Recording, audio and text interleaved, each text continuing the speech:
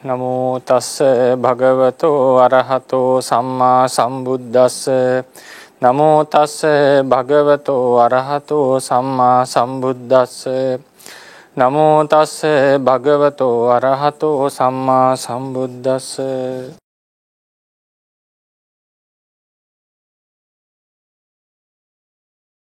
ගෞරවනීය ස්වාමීන් වහන්සේලා වරක් ප්‍රමුඛ මහා සංඝරත්නයේ අවසරයි. අද දවසේදීත් අපි ස්පර්ශය කියන මාතෘකාවේ තවත් කොටසක් කතා කරන්න බලාපොරොත්තු වෙනවා.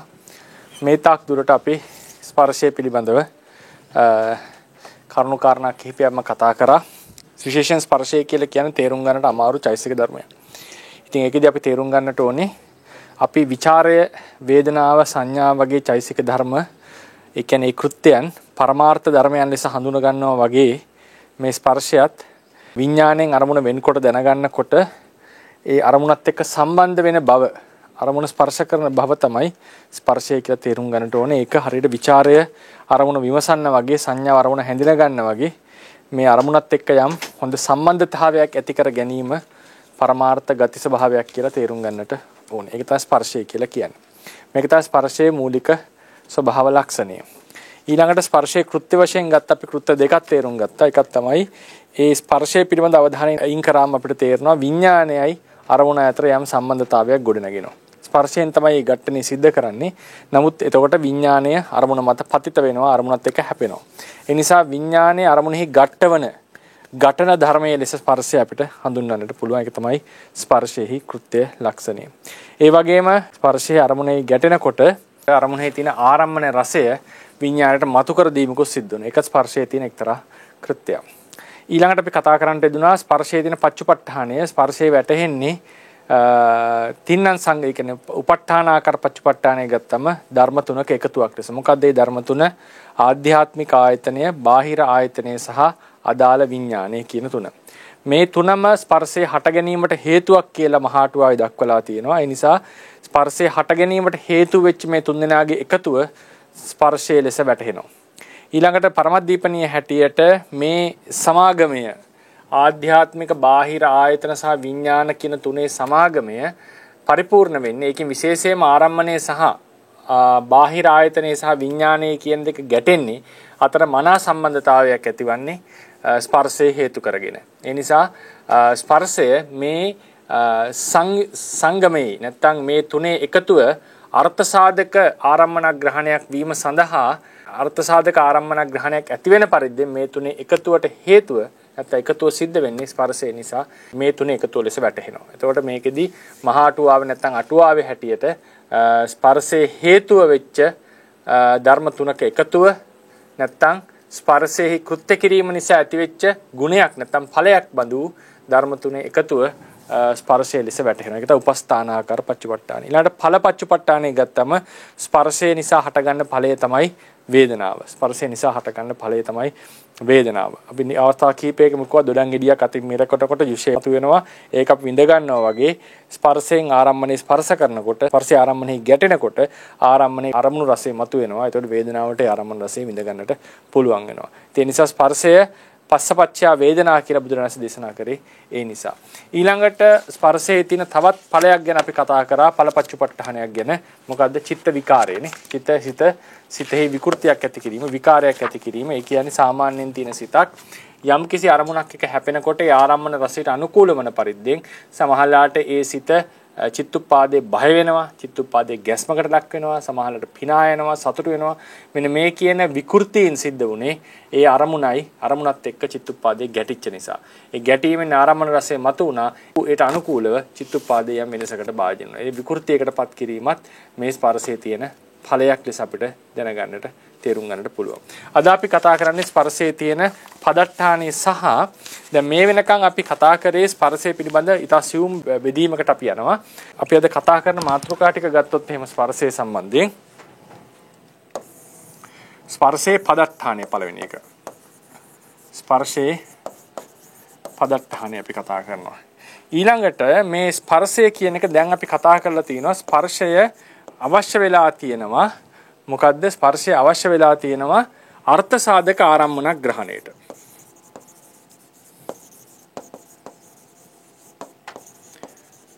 ඊට පස්සේ ස්පර්ශය අවශ්‍යලා තියෙනවා වේදනාවට.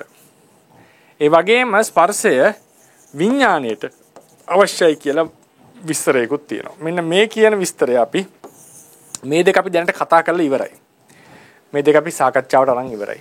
ස්පර්ශය විඥාණයට අවශ්‍යයි කියලා විස්තරයක් අපි රේරුකාණේ ස්වාමීන් වහන්සේලා විස්තර කරලා තිනවා. ඒක පිළිබඳවත් ඉවරණයක් තමයි මේ ගන්න යන්නේ. ඉතින් මේවා තස්සියුම් බෙදීම්. මේ කියන්නේ ප්‍රාථමික ආරම්මන ග්‍රහණය පිළිබඳව.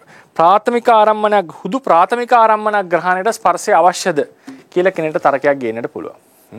අර අර්ථ සාධක ආරම්මන ග්‍රහණයට ස්පර්ශය අවශ්‍ය වීම පැහැදිලි කරගන්නට පුළුවන්. වේදනාවට ස්පර්ශය උපකාර වීම පැහැදිලි කරගන්න පුළුවන්. ඒක දේශනාවෙම හමු වෙනවා. ඒ වගේ ප්‍රාථමික ආරම්මන ග්‍රහණයටත් ස්පර්ශය අත්‍යවශ්‍ය සාධකයක් කියලා විස්තර කරන්නට පුළුවන්ද කියන එක අපි බලනවා. ඉතින් ඉස්සලම් පදට්ඨානයට අපි යමු. ස්පර්ශයේ පදට්ඨානය ගත්තම දැන් අපි ස්පර්ශය කියන එක ටිකක් ඒ ඇතිවෙන සියලු කරුණු චිත්‍රයකට අරගත්තොත් පහසුව සඳහා ඒක අපි මෙහෙම දකින්නට පුළුවන්. මේක චිත්තුප්පාදය.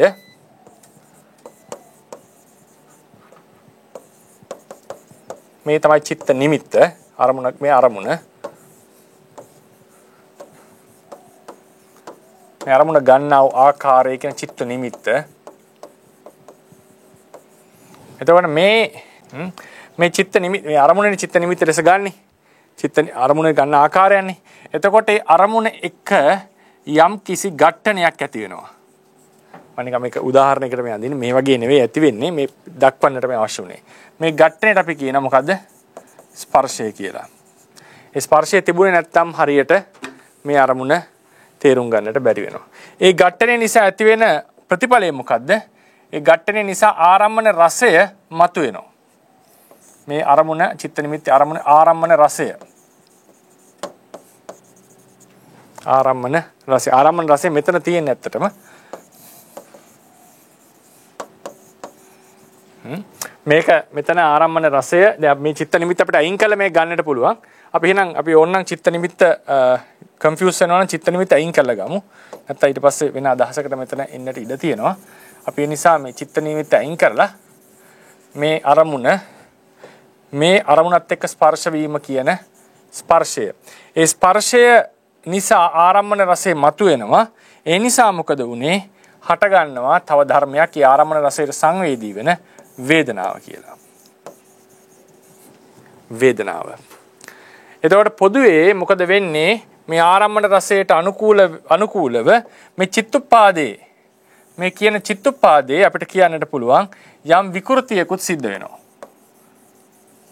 ඒ කියන්නේ ආරම්මන රසානුකූලව යම් වෙනස් වීමකට මේ චිත්තුප්පාදේ භාජනය වෙනවා. බය වෙනවා, පිළිකුල් කරනවා අරමුණ, සතුටට හාසයටපත් වෙනවා, උද්‍යෝගයටපත් වෙනවා. මේ වගේ වෙනස් වීමකට භාජනය වෙනවා. මේ ස්පර්ශය කියන මේ එකම ධර්මයේ නිසා වේදනාව හට ගන්නවා, ආරම්මන රසය සිතට ප්‍රකට වෙනවා. මෙතනින් මොකක්වත් ආරම්මන සේනවා නෙවෙයි, සිතට ප්‍රකට වෙනවා. ඇත්තට මේක අඳින්න ඕනේ මෙතන චිත්ත නිමිත්ත තියෙනවා. චිත්ත නිමිත්තෙහි අපිට ආරම්මන රසයක් ප්‍රකට වීමක් තමයි ඇත්තටම වෙලා තියෙන්නේ. ඊට පස්සේ චිත්ත නිමිත්ත කියන්නේ ආරම්මන රසය මේකේ තියෙනවා. මේ අරමුණ ගන්නකොටම චිත්ත නිමිත්ත තමයි අරමුණ ගන්න ආකාරය. එතකොට ආරම්මන රසයත් ඒ අනුව ඒට අනුකූලව අපිට දැනෙන්න පටන් ගන්නවා. ඉතින් ওই විදිහට මේ කියන මේ ධර්මතාවය සිද්ධ වෙනකොට මෙතනදී අපිට දැන් පේනවා මේ ස්පර්ශය හට ගැනීමට අවශ්‍ය වෙන අංග කිහිපයක් තියෙනවා. මොනවද? මේ එකක් තමයි චිත්තුප්පාදය. මේ චිත්තුප්පාදය ඊටාම වැදගත් අංගයක්. ඊළඟට ඒක අපි අංග 3 කියලා දාමු. අංග 3. අරමුණ කියන එකත් ඊටා වැදගත් අංගයක්. ඒකට බාහිර ආයතන කියලා නම් කරන්නට පුළුවන්. ඒ වගේම මෙතන ආධ්‍යාත්මික ආයතනයකුත් තියෙනවා. ආධ්‍යාත්මික ආයතන. ඒක සමහර විට පූර්ව චිත්තුප්පාදයක් වෙන්නට පුළුවන්. එහෙම නැත්නම් ඒ චිත්තුප්පාදයේ ඇසුරු කරන වස්තු රූපයක් වෙන්නට පුළුවන්. මේ කවරක් හෝ වේවා මේ දෙකෙන් කවර එක. මේක මනෝද්වාරික නම් పూర్ව භවාංගසිත, චක්කුද්වාරික වගේ උදාහරණයකට චක්කු ප්‍රසාදේ වගේ එකක් නම් නැත්නම් චක්කුද්වාරික වීතියක් නම් ඒ චක්කු ద్వාරය. මේ තමයි ආධ්‍යාත්මික ආයතනය. එතකොට මේ 1 2 3 තුන් දෙනාගේම එකමුතුවක් ලෙස තමයි ඒ එකමුතුවක් ඇති තැන තමයි ස්පර්ශය කියන ධර්මය හටගන්නේ. ඒ ස්පර්ශය ඇති කල්හි තමයි වේදනාව හටගන්නේ. මේ විදිහට මේ ස්පර්ශයේහි හේතුව ලෙස අපිට ධර්ම 3ක් දක්වන්නට පුළුවන්. ඒ කියන්නේ ద్వාරය ඊට පස්සේ බාහිර ආරම්මණය විඥානය. හරිනේ විඥානය. තමන් ඇසුරු කරන විඥානය. තමන් නිශ්චය කරන විඥානය. අපි දැන් බලමු ධම්මසංගණී අටුවාවේ කොහොමද මේ ස්පර්ශෙහි පදට්ඨානෙ විස්තර කරලා තියෙන්නේ කියලා. ධම්මසංගණී අටුවාවෙහි පදට්ඨානෙ විස්තර කරලා තියෙන්නේ අර චක්කුංච පටිච්ච. දැන් මේ අපි අරන් තියෙන්නේ ආධ්‍යාත්මික ආයතන බාහිර ආයතන විඥානය කියන ඒ ආයතන දේශනාව අනුව. මොකද චක්කුංච පටිච්ච රූපේච උප්පජ්ජති චක්කු විඥානං තින්නම් සංගති පස්සෝ. චක්ෂු ප්‍රසාදයත් බාහිර ආරම්මණයත් ගැටෙනකොට ඒ හේතු කරගෙන මොකද වෙන්නේ විඥානයක් හට ගන්නවා. මේ තුනේ එකතුව ස්පර්ශය ලෙස දේශනා කරා. නමුත් ඒක අපි තේරුම් ගන්නට ඕනේ මේ තුනේහි එකතුව නිසා හටගන්න දෙයක් ස්පර්ශය. නැත්තම් මේ තුනේහි එකතුව සිද්ධ වුනේ ස්පර්ශය හේතු කරගෙන. ක්‍රම දෙකකට විස්තර කරන්න පුළුවන් කියලා කිව්වනේ අටුවාවාදේ සහ පරමත්ත දීපනි ක්‍රමයේ අනුව. දැන් එතකොට අපි ගමු මේකේ අටුවා පාඩේ දැන් විස්තර කරගමු. මොකද්ද අටුවා පාඩේ මම දීලා ඇති. එදාදී විච්ච හෑන්ඩ් අවුට් එකේම කොටසක් අද හෑන්ඩ් අවුට් එකේ තියෙනවා. හරිනේ. ඒක එච්චර මේවා වෙන්න එපා. ඒකත් එක්ක තමයි ඒ කොටසකුත් එක්ක තමයි. ඒකින්ද මොකක්ද මේ ඕවර්ලැප් වෙලා ඇති නෝ මතක තියාගන්න 4:67 කියන එක කලින් දීපු හෑන්ඩ් අවුට් එකේ තියෙනවා. එතනින් තමයි මේක ආය පටන් ගන්න තියෙන්නේ. මේක ලියන්නේ තජ්ජා සමන්නාහාරේන පන ඉන්ද්‍රියේන ඔන්න පදට්ඨානය. තජ්ජා සමන්නාහාරේන පන ඉන්ද්‍රියේන තජ්ජා සමන්නාහාරේන පන ඉන්ද්‍රියේන ච පරික්ඛතේ විසයේ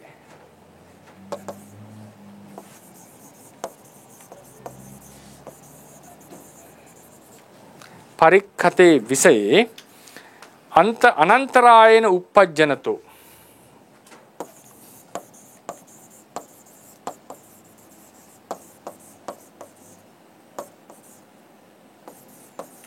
අනන්තරායන උප්පජ්ජනතෝ ඒස ආපාතගත විසේ පදට්ඨානෝති උච්චති. ඒස ආපාතගත විසය පදට්ඨානෝති උච්චති. මේ තමයි පදට්ඨානෙ විස්තර කරපු ක්‍රමය. අපි මේ පද ටික දැන් ක්‍රමානුකූලව විස්තර කරගමු. මේකේ මේ ගන්නට හේතුව මේක තුල තවත් හොඳ අවබෝධයක් අපිට ස්පර්ශය ගැන ඇති කරගන්න පුළුවන්. මේ අර්ථගත යුත්තේ පහත පරිදි. තජ්ජා සමන්නාහාර යනු මේ තජ්ජා සමන්නාහාර කියන්නේ මොකද්ද? දැන් අපි ගන්න ඕනේ මේක හදලා තියෙන්නේ ආධ්‍යාත්මික ආයතනය බාහිර ආයතනය විඥානය. ආධ්‍යාත්මික ආයතනය බාහිර ආයතන නිසා විඥානය හට ගන්නවා කියන අර තින්නම් සංගති පස්සෝ කියන ඒ සූත්‍ර පාඨයේ අනුවයි මේ අරගෙන තියෙන කියලා මතක තියාගන්න. එතකොට මෙතනදී ආධ්‍යාත්මික ආයතනයේ බාහිර ආයතනයේ දෙක එකිනෙක හැපෙනකොට විඥානයක් හට ගන්නවා. මේ විඥානයේ සය වැදෑරුම්නේ. මොනවද? චක්ෂුර් විඥානයේ සිට මනෝ විඥානය දක්වා. චක්ෂුර් විඥානයේ සිට මනෝ විඥානය දක්වා. එතනදී මතක තියාගන්න මේ ඒක අපි ඉදිරියේදී වීති කතාවේදී කතා වෙනවා. දැන් චක්කු ප්‍රසාදයේ මොනවා හරි රූපාරම්මණයක් ගැටුණාට පස්සේ වීතියක් හට ගන්නකොට ඉස්ලාම් භවාංග සිත් තමයි පහළ වෙවි තියෙන්නේ. ඊළඟට භවාංග සිත් බිඳිලා ආවර්ජන සිතක් පහළ වෙනවා. ආවර්ජන. ඒ ආවර්ජන සිතන අනුතරව තමයි මේ චක්ෂුර් විඥාන කියන හිත පහළ වෙන්නේ. එතකොට මේ තමයි රූපය. මේ තමයි චක්ෂුව. මේ තමයි චක්ෂුර් විඥානය. 1 2 3 මේක ආධ්‍යාත්මික ආයතනේ බාහිර ආයතනේ විඥානය. දැන් මෙතන තවත් ආයතනයක් වැඩ කරනවා මන ආයතනය කියලා. අපි මේක එතනදී එච්චර ගන්නෙ නැහැ. මෙතනදී ඒක අපි ගන්නෙ නැහැ. නමුත් මේ චක්ෂු ద్వාරයේහි රූපාරම්මණයේ ගැටලා මනෝ චක්කු විඥානයේ හට ගන්නට పూర్වෙහි එක්තරා තවත් සුවිශේෂී දෙයක් වෙන්නට ඕනේ. ඒ තමයි පංචද්වාරාවචන. එතන මේ ආවර්ජන සිත පහළ වෙන්නට ඕනේ. ඒ පහළ වුණාට පස්සේ තමයි චක්ෂුර් විඥානය හටගන්නේ. මේ චක්ෂුර් විඥානයේහි තියෙනවා ස්පර්ශ චෛතසිකය. මේ චක්ෂුර් විඥානයේහි තියෙනවා ස්පර්ශ චෛතසිකය. මේ ස්පර්ශය හටගන්නට මේ තුන් දෙනාගේම දායකත්වය අවශ්‍යයි. ඒ වගේම මේ පංචද්වාරාජන සිතේ දායකත්වයත් අවශ්‍යයි. මේ තජ්ජා සමන්නාහාර තජ්ජා සමන්නාහාර කියලා කියන්නේ තජ්ජා කියන්නේ මොකද්ද? එතන සුදුසු කියන එකනේ මතකද? තජ්ජා මනෝවිඤ්ඤාණ ධාතු කියලා අපි ගත්තනේ නේද? ස්පර්ශාදී ධර්ම ඇතිවීමට සුදුසු. සමන්නාහාර කියලකේ තේරුම තමයි ආවර්ජනය කියන එක. ආවර්ජනය තමයි සමන්නාහාර. ඒ කියන්නේ මනෝද්වාරාවර්ජන පංචද්වාරාවර්ජන සිත. එහෙම නැත්නම් ඒ සිත් වලින් අරමුණක් ගැනීම. එතකොට තජ්ජා සමන්නාහාර කියලා කියන්නේ ස්පර්ශය ඇතිවීමට සුදුසු වූ ආවර්ජනය. මතක තියාගන්න. ස්පර්ශය ඇතිවීමට සුදුසු වූ ආවර්ජනය. මේ පාඩම මම වෙනම දවසකට ගන්න උනේ මේ නිසා. මේක ටිකක් ගැඹුරු කරුණක් මේ කියන්නේ. හරිනේ? ස්පර්ශය ඇතිවීමට සුදුසු වූ ආවර්ජනය. මොන ස්පර්ශයේද මේ කතාවේදී නම් රූපයක් ගැටිලා චක්කු ප්‍රසාදේහි පංචද්වාරාවර්ජන සිත ඇති වුණා නම් මේ පංචද්වාරාවර්ජන සිත මොන සමන්නාහාරයක්ද? චක්ෂු සම්පස්සය ඇතිවීමට සුදුසු සමන්නාහාරය. සෝත සම්පස්සය ඇති වෙන නෙමෙයි චක්කු සම්පස්සය ඇති වෙන සුදුසු සමන්නාහාරය. ඒකට තජ්ජා සමන්නාහාරයන කියලා කියන්නේ මෙතනදී ගත්තොත් එහෙම මේ උදාහරණයේදී චක්ෂු සම්පස්සේ චක්කු විඥානයත් එක්ක පහළ වෙන මේ ස්පර්ශ චෛතසිකයේ සම වෙන්න ස්පර්ශ චෛතසිකයේ හට ගැනීමට සුදුසු වූ සමන්නාහාරය. වෙන මේකක් නම් ඒ අදාළ ස්පර්ශයේ හට ගැනීමට සුදුසු වූ සමන්නාහාරය. ඒක මතක තියාගන්න ආවර්ජන සිතයි මේ කතා කරලා තියෙන්නේ. එතකොට අපි කියවන් යන තජ්ජා සමන්නාහාරය anu ස්පර්ශයේ ඇතිවීමට සුදුසු ආවර්ජනාවයි. එනම් පංචද්වාරාවර්ජන සිතින් හෝ මනෝද්වාරාවර්ජන සිතින් අරමුණු කිරීම. මොකද මනෝද්වාරය නම් පහළ වෙන්නේ මනෝද්වාරාවර්ජන සිත. ඉන්ද්‍රිය නම් ඔන්න ඊට පස්සේ මෙතන ඉන්ද්‍රිය කියලා වචනය. ඉන්ද්‍රිය කියන වචනේ ගත්තා. මෙතන ඉන්ද්‍රිය කියලා කියන්නේ නිකම්ම ඉන්ද්‍රිය නෙවෙයි. ඉන්ද්‍රිය නම් අරමුණ දෙසට අභිමුඛ වූ ඉන්ද්‍රියයි. අරමුණ දෙසට අභිමුඛ වූ ඉන්ද්‍රියයි. මෙතන අභිමුඛ වුණා කියන එකේ තේරුම තමයි අරමුණක් ආපාතගත වූ ඉන්ද්‍රිය. අරමුණක් ආපාතගත වෙලා. ඒ කියන්නේ නිකන් ඉන්ද්‍රියක් තිබුණු පමණින් මෙතන ඉන්ද්‍රිය කියන ව්‍යවහාරය අපිට ගැලපෙන්නේ නැහැ. අරමුණකට අභිමුඛ වෙලා තියෙනවා. අභිමුඛ වෙලා කියන්නේ අරමුණත් එක්ක හැපිලා තියෙනවා කියන එකයි මේ කතා කරලා තියෙන්නේ. එතකොට මේ චක්ෂුර් ප්‍රසාදය ගැන මේ කියන්නේ. මොන චක්ෂුර් ප්‍රසාදේ? රූපාරම්මණෙහි හැපිච්ච චක්ෂුර් ප්‍රසාදය. එතකොට ඉන්ද්‍රිය ගත්තේ අරමුණට අභිමුඛ වූ ඉන්ද්‍රිය. ආවර්ජනාව ගත්තේ මොකද්ද? ස්පර්ශයට සුදුසු අනුච්චවික වූ ආවර්ජනාවයි. ඊට පස්සේ පරික්කත. මෙතන එනවා තව වචනයක් පරික්කත. පරික්කත කියන එකේ තේරුම සකස් කරන ලද කියන එකයි. සකස් කරන ලද. අபிසංකත පරික්කත. මොකද්ද සකස් කරන ලද? අරමුණයි. සකස් කරන ලද අරමුණ. මේක අපි උදාහරණයකට අපි ගත්තොත් මේක A B C කියලා නම් කරොත් තජ්ජා සමන්නාහාරේ කාටද ආවේ? පංචද්වාරාවර්ජන නැත්නම් ආවර්ජන සිතට A. හරිනේ? B එන්නේ කොහෙටද? චක්ෂුර් ප්‍රසාදය නැත්නම් ඉන්ද්‍රියට. ආධ්‍යාත්මික ආයතන. බාහිර ආයතනත් එක්ක ගැටිච්ච එකට. පරික්කත කියන එක එන්නේ ආරම්මණයට. පරික්කත කියලා කියන්නේ ආරම්මණය. මොකද සකස් කර ආරම්මණය. මොකද්ද සකස් කරා කියලා කියන්නේ? සකස් කරා කියන එක තේරුම තමයි එනම් පරික්කත නම් සකස් කරන අරමුණ. එනම් මනෝවිඤ්ඤාණයට අරමුණ කිරීමට සුදුසු වූ අරමුණයි. මනෝවිඤ්ඤාණයට අරමුණ කියන සුදුසු අරමුණ. මේ ආවර්ජනාව ගැන නෙමෙයි කතා කරන්නේ. මනෝවිඤ්ඤාණය. නැත්තම් ඒ පහළ වෙන අදාළ විඤ්ඤාණය. ඒක මනෝවිඤ්ඤාණය කියනකට වඩා එතන සුදුසු වෙන්නේ මොකද්ද? ඒ අදාළ විඤ්ඤාණය. ඒ විඤ්ඤාණයට සුදුසු වූ අරමුණ. ඒක හරි ගස්ස ගන්න විඤ්ඤාණයට. නැත්තම් ඒකට කියන්නේ සයවැදෑරුම් විඤ්ඤාණයන්ට කියලා දාගන්න. ඒක වඩා සුදුසුයි. සයවැදෑරුම් විඤ්ඤාණයන් විසින් අරමුණු කිරීමට සුදුසු වන අරමුණයි. අරමුණට සුදුසු වූ අරමුණයි. අරමුණක් එසේ සයවැදෑරුම් විඤ්ඤාණය විසින් අරමුණු කිරීමට සුදුසු වන්නේ එය ద్వාරයක ගැටී තිබීම සහ ආවර්ජනා සිතකින් අරමුණු කර තිබීම. දැන් මෙතන මතක තියාගන්න මේකට දැන් බලන්න ඉන්ද්‍රිය උනේ මොකද්ද? අරමුණත් එක්ක ගැටිලා තියෙනකොට ඒක අභිමුඛ වෙච්ච ඉන්ද්‍රිය වුණා. ඊට පස්සේ අරමුණු කරා නම් ඒක සුදුසු ආවර්ජනාවක් වුණා. මේ ආරම්මණය පරික්කත වෙන්නට හේතුව තමයි මෙයා අරමුණ ඉන්ද්‍රියෙහි ගැටී තියෙන්නටත් ඕනේ ආවර්ජන සිතකින් අරමුණු කරලා තියෙන්නත් ඕනේ. එදින මේ දෙන්න අතර ඝට්ටනයක් වෙලා තියෙන්නට ඕනේ. ඒ වගේම මේ ආවර්ජන සිතෙන් මෙයාව අරමුණු කරලා තියෙන්නට ඕනේ. එතකොට ඒ අරමුණ පරික්කත අරමුණක්. මෙතන මේ පරික්කත සංකත අபிසංකත කියන එකේ තේරුම හටගත්ත කියන එක නෙවෙයි. හටගත්ත කියන එකවත් සකස් කරා කියන එකවත් මේකේ අරමුණට මොකක්වත් වෙලා තියෙනවද? අරමුණට කිසිවක් වෙලා නැහැ. අරමුණ සුදුසු වෙලා තියෙනවා. අරමුණ සකස් වෙලා තියෙනවා. මොකටද? මොකක් සඳහා සකස් වෙලා තියෙන්නේ? සයවැදහැරුම් විඥාණයන් විසින් අරමුණු කිරීමට සුදුසු වෙලා තියෙනවා. ඒ සඳහා සකස් වෙලා තියෙනවා. එතරම් මේ පරික්කත කියන එකේ තේරුම.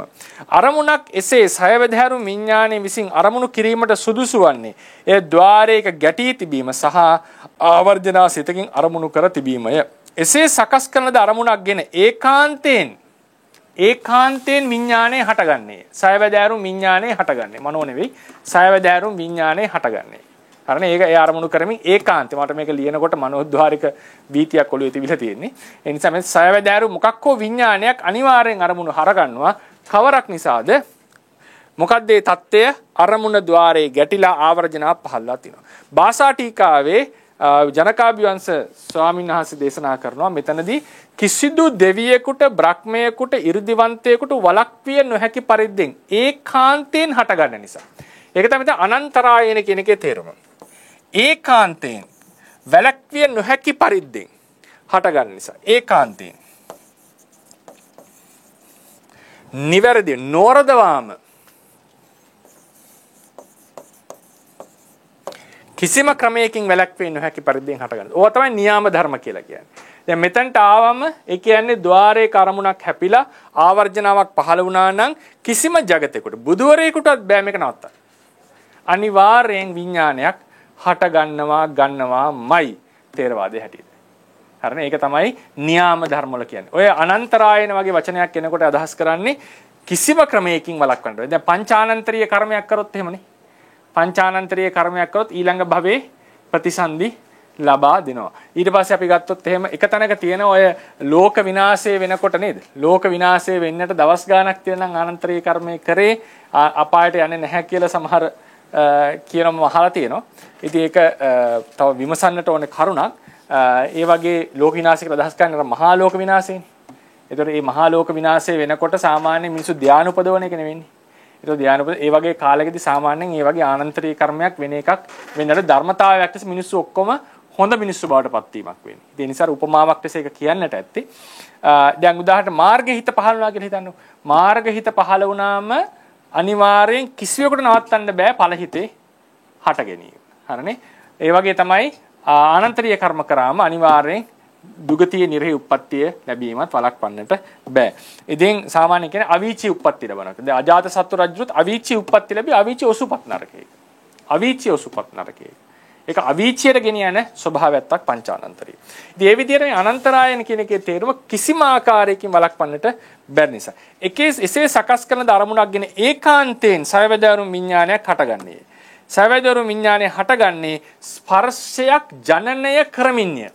ස්පර්ශයක් ජනනය කරමින්ය. එබැවින් මොකද්ද? දැන් මෙතන බැලුවොත් එහෙම අපි පොදුවේ බැලුවොත් එහෙම මේ විඥානය හට ගන්නවා. දැන් හරිනේ විඥානය හට ගන්නවා ඒකාන්තයෙන් ස්පර්ශයක් ජනනය කරමින්. ස්පර්ශයක් ජනනය කරමින්. එතකොට දැන් අපිට බලන්න මෙතන ස්පර්ශයේ හේතු කීයක් පේනවද? ස්පර්ශයේ හේතු අපිට කීපයක් පේනව නේද? ස්තජ්ජා සමන්නාහාර ඉන්ද්‍රියේන පරික්කතේ විසේ අනන්තරායන උපජ්ජනතු. මේ පරික්කත විසේ අරමුණු කරමින් සකස් කරන ලද විසේ අරමුණු කරමින් එහි එල්බගෙන හරිනේ එල්බගෙන ඒකාන්තයෙන් හට ගන්නවා. මේ විෂය පරික්කත උනේ කවරක් නිසාද? පරික්කත උනේ කවුරු නිසාද? ඉන්ද්‍රිය සහ සමන්නාහාර දෙන්න නිසා. ඉන්ද්‍රියෙන් සහ සමන්නාහාර කියන දෙන්නගෙන් තමයි මෙයා අරමුණක් පරික්කත උනේ. අරමුණක් සකස් උනේ. මොකද්ද? යොමු වෙච්ච ඒ පැත්තට යොමු වෙච්ච ඉන්ද්‍රිය සහ එයාව අරමුණු කරපු ආවර්ජනාව. එතකොට අරමුණක් ඉන්ද්‍රියක හැපිලා තියෙනවා නම් ආවර්ජනා සිත විසින් අරමුණු කරනු ලැබුවා නම් ඒ අරමුණ පරික්කත අරමුණක්. ඒ පරික්කත අරමුණෙහි තමයි ස්පර්ශය හටගන්නේ. ඒ පරික්කත අරමුණෙහි තමයි ස්පර්ශය හටගන්නේ. ඒ නිසා එතකොට ඒක හටගන්නේ විඥානයේ ඒක ඒ අනන්තරයි උපජ්ජතු විඥානයේ හටගන්නකොට ස්පර්ශය ජනනය කරමින් හටගන්න. එතකොට අපිට මෙතන හේතු හතරක් පේනවා. හේතු හතරක් පේනවා ස්පර්ශය හටගන්න. මොකද්ද? පළවෙනි එක ආවර්ජනාව. දෙවෙනි එක ඉන්ද්‍රිය. තුන්වෙනි එක දෙවෙනි එක ඉන්ද්‍රිය. තුන්වෙනි එක අරමුණ. හතරවෙනි එක විඥානයනේ. මේ හතරම ස්පර්ශයේහි කරුණු ස්පර්ශය හට ගන්නට කරුණු. නමුත් මෙතන ධම්මසංගණී අටුවාව මෙතන ආසන්න කාරණාව ලෙස දක්වලා තියෙන්නේ කවුද? මොකද්ද? පරික්කතේ ආරම්මනේ ඒ අනන්තරායේන පරික්කතේ විෂයේ අනන්තරායේන uppajjanatෝ අනන්තරායේන uppajjanatෝ ඒස ආපාත ගත විෂය පදට්ඨාන. කවුද? මේ අරමුණ තමයි ආසන්න කාරණාව ලෙස දක්වලා තියෙන්නේ. ආපාතගත වෙච්ච අරමුණ. මොන වගේ අරමුණක්ද? ద్వාරයක ආපාතගත වූ පමණින්ම වෙනවද? නැහැ. ආපාතගත වෙලා ඒ අරමුණෙහි ආවර්ජනාවෙන් අරමුණුත් කරනු ලැබුවා නම් එන්න ඒ අරමුණ තමයි ස්පර්ශයේ පදට්ඨානයේ ලෙස දක්වලා තියෙන්නේ. හරිනේ? ස්පර්ශයේ පදට්ඨානයේ ලෙස දක්වලා තියෙන්නේ ඔන්න ඔය කාරණාව. ඒ නිසා මේ තමයි ස්පර්ශයේහි පදට්ඨානෙ හඳුන්වපු විදිය. මම හිතනවා පැහැදිලි වෙන්නට ඇති කියලා. ටිකක් ගැඹුරු කරුණක් චිත්ත වීති හැම තේරුම් අරන් හිටියානම් ඉක්මනට පැහැදිලි වෙන්නට ඇති. මම හිතනවා ඒක පැහැදිලි. මම කෙටියෙන් ආයෙ විස්තර කරන්නම්. සමහර කෙනෙක්ට ඒක අල්ලගන්න බැරි වුණා නම් චක්ෂුර් ආධ්‍යාත්මික ආයතනයේ තියෙනවා බාහිර ආයතනයේ තියෙනවා. මේ දෙක හැපෙනකොට මොකද වෙන්නේ? ආවර්ජනාවක් පහළ වෙලා ඒ අරමුණ ආවර්ජනා කරනවා. ඊළඟට අදාළ විඥානයේ පහළ වෙනවා ස්පර්ශය ජනනය කරමින්. මේක තමයි සාමාන්‍ය ප්‍රොසීජර් එක. එතකොට මෙතනදී ආවර්ජනාවක් ඉස්සලම ආවර්ජනාවක් තිබිය යුතුයි. මේ අරමුණු කරමින් සුදුසු ආවර්ජනාවක් පහළ වෙන්නට ඕනේ. අදාළ විඥානයේ පහළව ස්පර්ශය ජනනය වෙන්නට. ඉතින් ඒ වගේම ඉන්ද්‍රිය ඒ අරමුණ දෙසට අභිමුඛ වෙලා තියෙන්නට ඕනේ. ඒ අභිමුඛ වීම එක අපිට විස්තර කරන්න පුළුවන් ආපාතගත වෙලා කියලා ගැටිලා කියලා. එතකොට මේ අරමුණ කියන එකත් මේකේ ගැටිලා ආවර්ජනාව විසින් අරමුණු කරනු ලැබුවක් විය යුතුයි. ඒකට එතකොට ඒ වගේ අරමුණකට පරික්කත ආරම්මණයක් කියලා. ඒක සකස් කරන ආරම්මණයක්. ඒ වගේ ආරම්මණයක ඒකාන්තයෙන් මේ විඥාණය හට ගන්නවා ස්පර්ශය ජනනය කරමින්. එතකොට බැලූ බැල්මට අපිට පේනවා ස්පර්ශය හට ගන්නට හේතු හතරක්. මොකද්ද? ආධ්‍යාත්මික ආයතනය, බාහිර ආයතනය, ආවර්ජනාව සහ විඥාණය. නමුත් මෙතනදී මේ අරමුණෙහි එල්බගෙන හට ගන්නවා කියන අර්ථය අරගෙන ධම්මසංගණී අටුවාවේ කතා කරලා තියෙන්නේ මේ විෂය තමයි. නැත්තම් ඒ අරමුණ තමයි ආසන්නම කාරණාව ලෙස අරගෙන තියෙන්නේ. මොකද කොච්චර ආධ්‍යාත්මික ආයතන තිබුණත් අරමුණක් හැපුණොත් තමයි මේ ප්‍රොසීජර් එක පටන් ගන්නෙ නේ. මේ ප්‍රොසීජර් එක පටන් ගන්න නම් ආරම්භණයක් හැපෙන්නට ඕනේ. ඉතින් ඒ නිසා විය යුතුයි මේ ආරම්භණය ආසන්න කාරණාව ලෙස දක්වලා තියෙන්නේ. ඒතකොට දැන් මෙහෙම එබැවින් ඉන්ද්‍රිය සහ ආවර්ජනයේ විසින් සකස් කරන අරමුණ ස්පර්ශයේ ආසන්න අසාධාරණ කාරණා බව ධම්මසංගණී අටුවාවේ දක්වා ඇත. දැන් මේ විදිහට විස්තර කරන් යනකොට ගැඹුරින් හිතන කෙනෙක්ට ගැටලුවක් එනවා. මොකද්ද හේතුව? මේ විස්තර කළ තියෙන්නේ මොකේ ස්පර්ශයේද? සයවැදෑරුම් වූ විඥානයන්ගේ ස්පර්ශය. නේද? සයවැදෑරුම් වූ විඥානයන්ගේ ස්පර්ශය විස්තර කරන්නේ මොකද්ද? දේශනාවේ පදනම අර ආයතන දේශනාවනේ. චක්කුංච පටිච්ච රූපේච uppajjati චක්කු විඥානං තින්නං සංගති පස්සෝ සෝතංච පටිච්ච සද්දේච uppajjati සෝත විඥානං තින්නං සංගති පස්සෝ ආදී ලෙස මනංච පටිච්ච ධම්මේච uppajjati මනෝ විඥානං තින්නං සංගති පස්සෝ කියලා එන ඒ දේශනානුසාරයෙන්. දැන් කෙනෙක් මෙතනදී අහන්න පුළුවන් ගැඹුරු ප්‍රශ්නයක් තමයි සායනස් ස්පර්ශය කියන එක සර්ව චිත්ත සාධාරණයි. නැත්නම් සර්ව චිත්තුප්පාද සාධාරණයි. දැන් අපිට මේ විදිහට විස්තර කරන්න වෙන්නේ මේ හයවැදෑරුම් විඥානයන්ගේ ස්පර්ශය. මෙතනින් එහාට තියෙන විඥානයන්ගේ ස්පර්ශය විස්තර කරත හැකි. මොකද ඊළඟට පහළ වෙන ඒවත් මේ අරමුණම නරන්නේ පහළ වෙන්නේ. ඒ නිසා මේක තමයි දොරටුව. මෙතනින් එහාට පහළන සියලු ස්පර්ශවල ආසන්න කාරණාව මේ පරික්කත ආරම්මණය කියලා අපිට කියත හැකියි. දැන් ඒතර ගැටලුවක් වෙනවා සර්වචිත්ත සාධාරණ නිසා ස්පර්ශය මේ ආවර්ජන සිතෙත් ස්පර්ශයක් තියෙනවා. ආවර්ජන සිතෙත් ස්පර්ශයක් තියෙනවා. ඒ වගේම භවාංග සිත්වලත් ස්පර්ශයක් තියෙනවා. චුති සිත්වල ප්‍රතිසන්දි සිත්වල ස්පර්ශයක් තියෙනවා. දැන් මේ ස්පර්ශවල විස්තරය කොහොමද අපි ගන්නෙ? මොකද හේතුව මේ ධම්මසංගණී මේ විස්තර කරලා තියෙන්නේ අර ආයතන දේශනාව අනුසාරයෙන්. ආවර්ජන හිතේ ස්පර්ශය. මොකද මේ දැන් මේ සයවැදෑරුම් විඥානයේ හිතේ ස්පර්ශයට ආසන්නකාර පරික්කත අරමුණනේ. පරික්කත වෙන්නට නම් ආවර්ජනාවෙන් අරමුණු කරලා තියෙන්නට ඕනේ. ආවර්ජනාවෙන් අරමුණු කරපු වීම බවත් ඒකනේ තජ්ජා සමන්නාහාරේන කියලා වචනේ ගමනේ. ආවර්ජනාවෙන් අරමුණු කර තිබීම සුදුසුකමක් මේ අරමුණේ. අරමුණ පරික්කත වෙන්නට. ඒතර ආවර්ජන සිතේ ස්පර්ශය ආසන්න කාරණා මොකක්ද කියලා ප්‍රශ්නයක් එනවා. ආවර්ජන සිතේ ආසන්න කාරණා මොකක්ද? ඊට පස්සේ භවාංග සිතේ ආසන්න කාරණා මොකක්ද? ඒක තව ප්‍රශ්නයක් නේද? එතකොට අපි ඒක ගැනත් විමසන්නට ඕනි. මෙහිදී පැනනගෙන ගැටලුවක් නම් ආවර්ජන සිතේ ස්පර්ශය සහ භවාංග සිතේ ස්පර්ශයේ ආසන්න කාරණාව කවරක්ද යන්නේ. මේ භවාංග සිතේ ස්පර්ශය කියන එකට චුති පටිසන්ධි දෙකත් ඇතුළත් කරගන්න. හරිනේ? චුති පටිසන්ධි දෙකත් ඇතුළත් කරගන්න. එතකොට ආවර්ජන සිත දැන් මෙතන මේක හොඳට තේරුම් ගන්න ඕනේ. ආවර්ජන සිත අරමුණු කරන්නේ මොකද්ද? මේ ආවර්ජන සිත මෙතන ආවර්ජන සිතේ අරමුණ මොකද්ද? ගැටිච්ච අරමුණක්. ඒකට පරික්කත අරමුණක් කියන්න බෑ අපිට මේ පරියාය. මොකද පරික්කත වෙන්නට නම් ආවර්ජනාවෙන් අරමුණු කරලා තියෙන්නට ඕනේ. ආවර්ජනාව හට ගන්නට මූලික හේතුව අරමුණ ආධ්‍යාත්මික බාහිර ద్వාර දෙක එකිනෙකට හැපීම. ඒකට හැපීව පමණින් ආවර්ජනාවක් හට ගන්න. ඒකට নানা කරුණු තියෙනවා. ඒ ආරම්මණයන්ගේ ප්‍රබලත්වය. ඒ වගේම పూర్ව සිත් වලින් දක්වපු අවධානය. මෙන්න මේ වගේ කරුණු කාරණා කිහිපයක් උඩ තමයි ආරම්මණය ප්‍රකට වෙන්නේ. දැන් උදාහරණයකට අපි මොකක් හරි මෙතන අල්ලනවා වගේ විශේෂයෙන් මතක තියාගන්න පොට්ටබ්බෙහෙට මේක හරි ප්‍රකටයි. දැන් මේක අල්ලනකොට අපිට මේකේ තද ගතියක් දැනෙනවා. ඒ වගේම මේකේ තද කරන එහා පැත්තට තල්ලු කරන ගතියක් දැනෙන්න පුළුවන්. සීත උෂ්ණයක් දැනෙන්න පුළුවන්. සමහර වෙලාවලට අපිට සීත උෂ්ණය දකින්න ඕනේ නම් අපි මොකද කරන්නේ? ඒ සඳහා අවධානය දෙනවනේ. සීත උෂ්ණ බවට අවධානය දෙනවා. අභිධර්මයේ හැටියට පඨවි තේජෝ වායෝ කියන තුනම එකපාර ගැටෙනවා. හැබැයි අරමුණු වෙන්නේ එක ගතියයි එකපාර. පඨවි නම් පඨවි, තේජෝ නම් තේජෝ, වායෝ නම් වායෝ. දැන් අපි සමහර ලාවට දැන් මේක අපි තද ගතිය බලන්න අත තිබ්බත් ගොඩාක් රසය නම් අපිට රස දැනෙනවානේ. ඒතර උස්සන්න බව වශයෙන් අරමුණේ තියෙන ප්‍රබලත්වයේ ප්‍රධාන සාධකය. ඊළඟට සමානව මේවා සාමාන්‍ය විදිහට ප්‍රබලත්වයේ තියෙනකොට අපිට තද ගතිය දකින්නකොට අරමුණු කරන වෙනුවට සීත උෂ්ණයට අවධානය දෙන්නට පුළුවන්. එතකොට දැනෙන්නේ සීත උෂ්ණය. ඒතර උනේ මොකද්ද? පූර්ව සිත් වලින් ඇති කරපු උනන්දුව, ඕනකම, අවශ්‍යතාවය කියන එක සමහරලාට බලපානවා අරමුණක් ආපాతගත වීම සඳහා.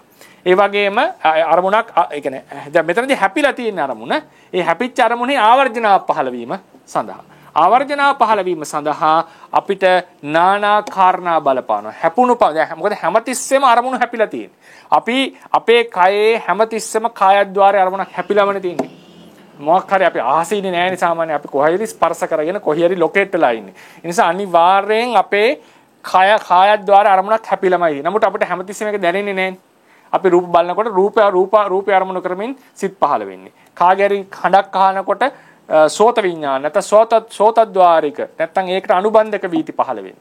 එතකොට බැලුවම අපිට පේනවා එකපාර එක අරමුණයි සාමාන්‍යයෙන් අරමුණු වන්නේ. අර කලෙක්ටිව් කොන්ෂස්නස් කියලා කතාවක් තියෙනවා මේ සියල්ල එකපාර අරමුණු කරනවා කියන කතාවක්. ඒක අපි ඒක පිළිබඳව අපි චිත්ත වීති පාඩමේදී ටිකක් ගැඹුරින් සාකච්ඡා කරමු. ඉතින් සාමාන්‍යයෙන් අපි ගත්තම එක අරමුණක් තමයි එකවර අරමුණු කරන්නේ. එතකොට අරමුණු ගැටී තිබූ පමණින් ద్వාර සහ ආරම්මන ගැටුණු පමණින් ආවර්ජන සිතක් පහළ වෙනවා කියලා එකක් නැහැ. ඒකට ඒ අරමුණ ප්‍රබල වෙන්නට ඕනේ. එහෙම නැත්නම් අපි අවධානයක් දීලා තියෙනවා. මේ වගේ යම් සාධක මත තමයි ආවර්ජනාවක් අරමුණු කරන්නේ. හරිනේ? ආවර්ජනාවක් අරමුණු කරන්නේ. එතකොට ආවර්ජන සිත අරමුණු කරන්නේ ద్వාරේ හැපුණු අරමුණයි. ద్వාරේ හැපුණු අරමුණක් අරමුණු කරමින් ආවර්ජනා සිත පහළ වීමට අරමුණේ බලවත්කම පූර්ව සිත් වලින් එම අරමුණට නැඹුරු වීම එම අරමුණ ගැනීමට නැඹුරු වීම යනාදී කරුණු බලපායි. එසේ ద్వාරේ ගැටි ඇති ආවර්ජනාවට සුදුසු වූ අරමුණ ඒක අන්ඩර්ලයින් කරගන්න. ආවර්ජනාවට සුදුසු වූ අරමුණ ආවර්ජන සිතේ ආසන්න අසාධාරණ කාරණා බව දත යුතුයි. එතකොට ඒ නිසා මේ ආපාතගත විෂය පදට්ඨාන කියන එකෙන් අපිට තාම නිර්වචනයට එන්න පුළුවන්. ආපාතගත විෂය. ඒ කියන්නේ ద్వාරෙහි ආපාතගත වෙච්ච අරමුණ. මෙතන හැබැයි වෙනසක් තියෙන්නේ පරික්කත නෑනේ. පරික්කත වෙන්නට නම් ආවර්ජනාවෙන් අරමුණු කරලා තියෙන්නට ඕනේ. මේ කතා කරන්නේ ආවර්ජනා සිතෙන් ඒ අරමුණු කරන්නට නම් අඩුම තරමේ මූලික දේ තමයි ආපාතගත වෙලා තියෙන්නට ඕනේ. ආපාතගත වෙලා තියෙන්නට ඕනේ. භවාංග සිතට චුතිපටිසන්ධි භවාංග පටිසන්ධි චුති භවාංග කියන සිත්වලට අරමුණ එළඹවන්නේ කවුරු විසින්ද? పూర్ව කර්මයේ විසින්. කර්මයේ විසින් ගෙනෙන අද අරමුණක් තමයි අපි සාමාන්‍යයෙන් අරමුණු කරන්නේ. හැබැයි සමහර වෙලාවලට අර මේ උදාහරණයකට මරණාසන්න අවස්ථාවේදී නම් ඉදිරියේ තියෙන අරමුණක් අරමුණු කරගෙනත් ගති නිමිති කර්ම නිමිති ආදී ලෙස පහළ වෙන්න පුළුවන් නේ පංචද්වාරික වශයෙන් නේද? එතකොට ඒක කර්මයේ විසින් එළඹපු අරමුණක් නෙවෙයි ඒ වෙලාවේදී. ඒක සමහරට කල්යාණ මිත්‍රයෙක් ගෙනත් දුන්න වෙන්න පුළුවන්. අපිට බුදු පිළිමයක් ගෙනත් තියලා අපි ඉස්සරහා කර්ම නිමිත්තක් ඇති කරාවින්නට පුළුවන් නේද? නැත්නම් අපි පූජා කරපු මල් පහන් ටිකක සුවඳ ටිකක් ස්පර්ශයක් අපිට දැනෙනකොට අහලා තියෙන මරණාසන්න වීතිවලදී ඒක අපි ඉදිරියේදී කතා කරනවා. සමහර ලාවට මේ වටාපිටාවේ තියෙන අරමුණක් උනත් කර්ම නිමිත්තක් බවට පත් වෙන්නට පුළුවන්. අපිට ඒතර කියන්න අයිතියක් නැහැ මේ නිමිත්ත ගෙනාවේ කර්මයෙන් කියලා. සමහර ලාවට ඒ වගේ නිමිත්තක් අපිට ස්පර්ශ වෙනකොට පුරාණ කර්මයකට අවකාශ ලැබීමක් සිද්ධ වෙන්නටත් පුළුවන්. හැබැයි මතක තියාගන්න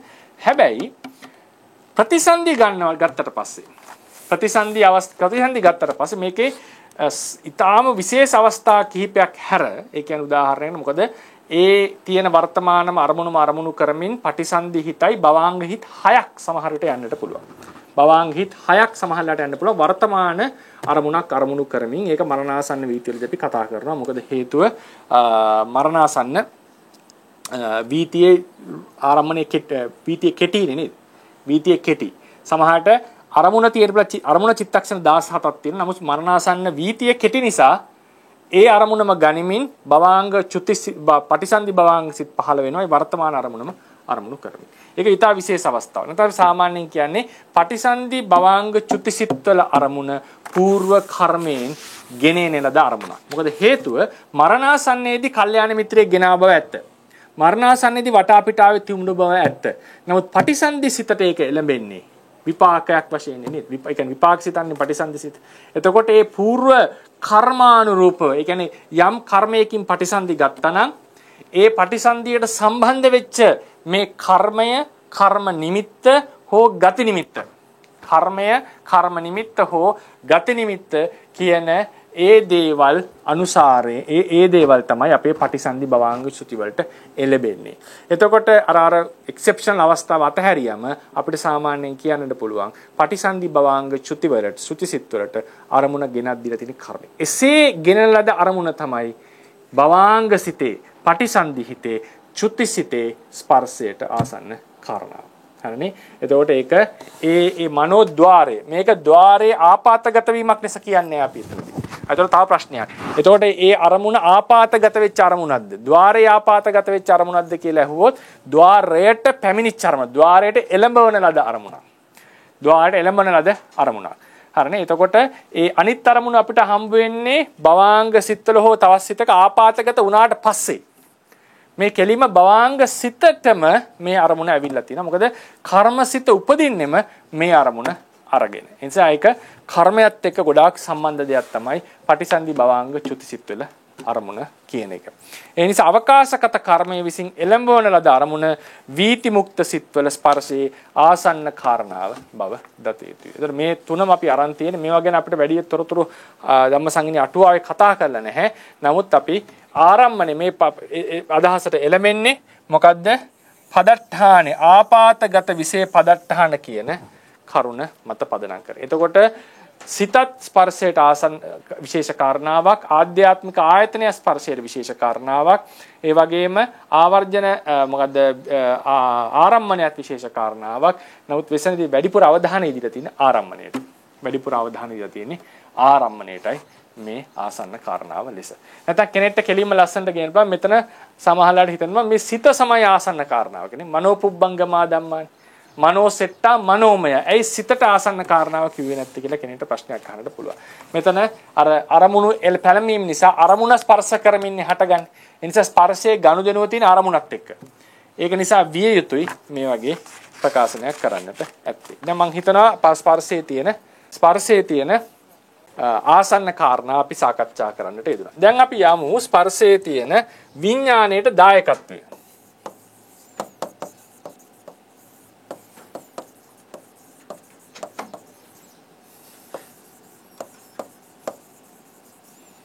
ස්පර්ශයේ තියෙන විඥාණයට දායකත්වය. අපි මෙතෙක් වෙලා මුලින්ම අපි කතා කරේ කොහොමද ස්පර්ශය ගැන කතා කරේ අර්ථ සාධක ආරම්මන ග්‍රහණයක් අරගෙන නේ. අර්ථ සාධක ආරම්මන ග්‍රහණය. එතකොට ස්පර්ශය නිසා අර්ථ සාධක ආරම්මන ග්‍රහණයක් සිද්ධ වෙනවා කියලා.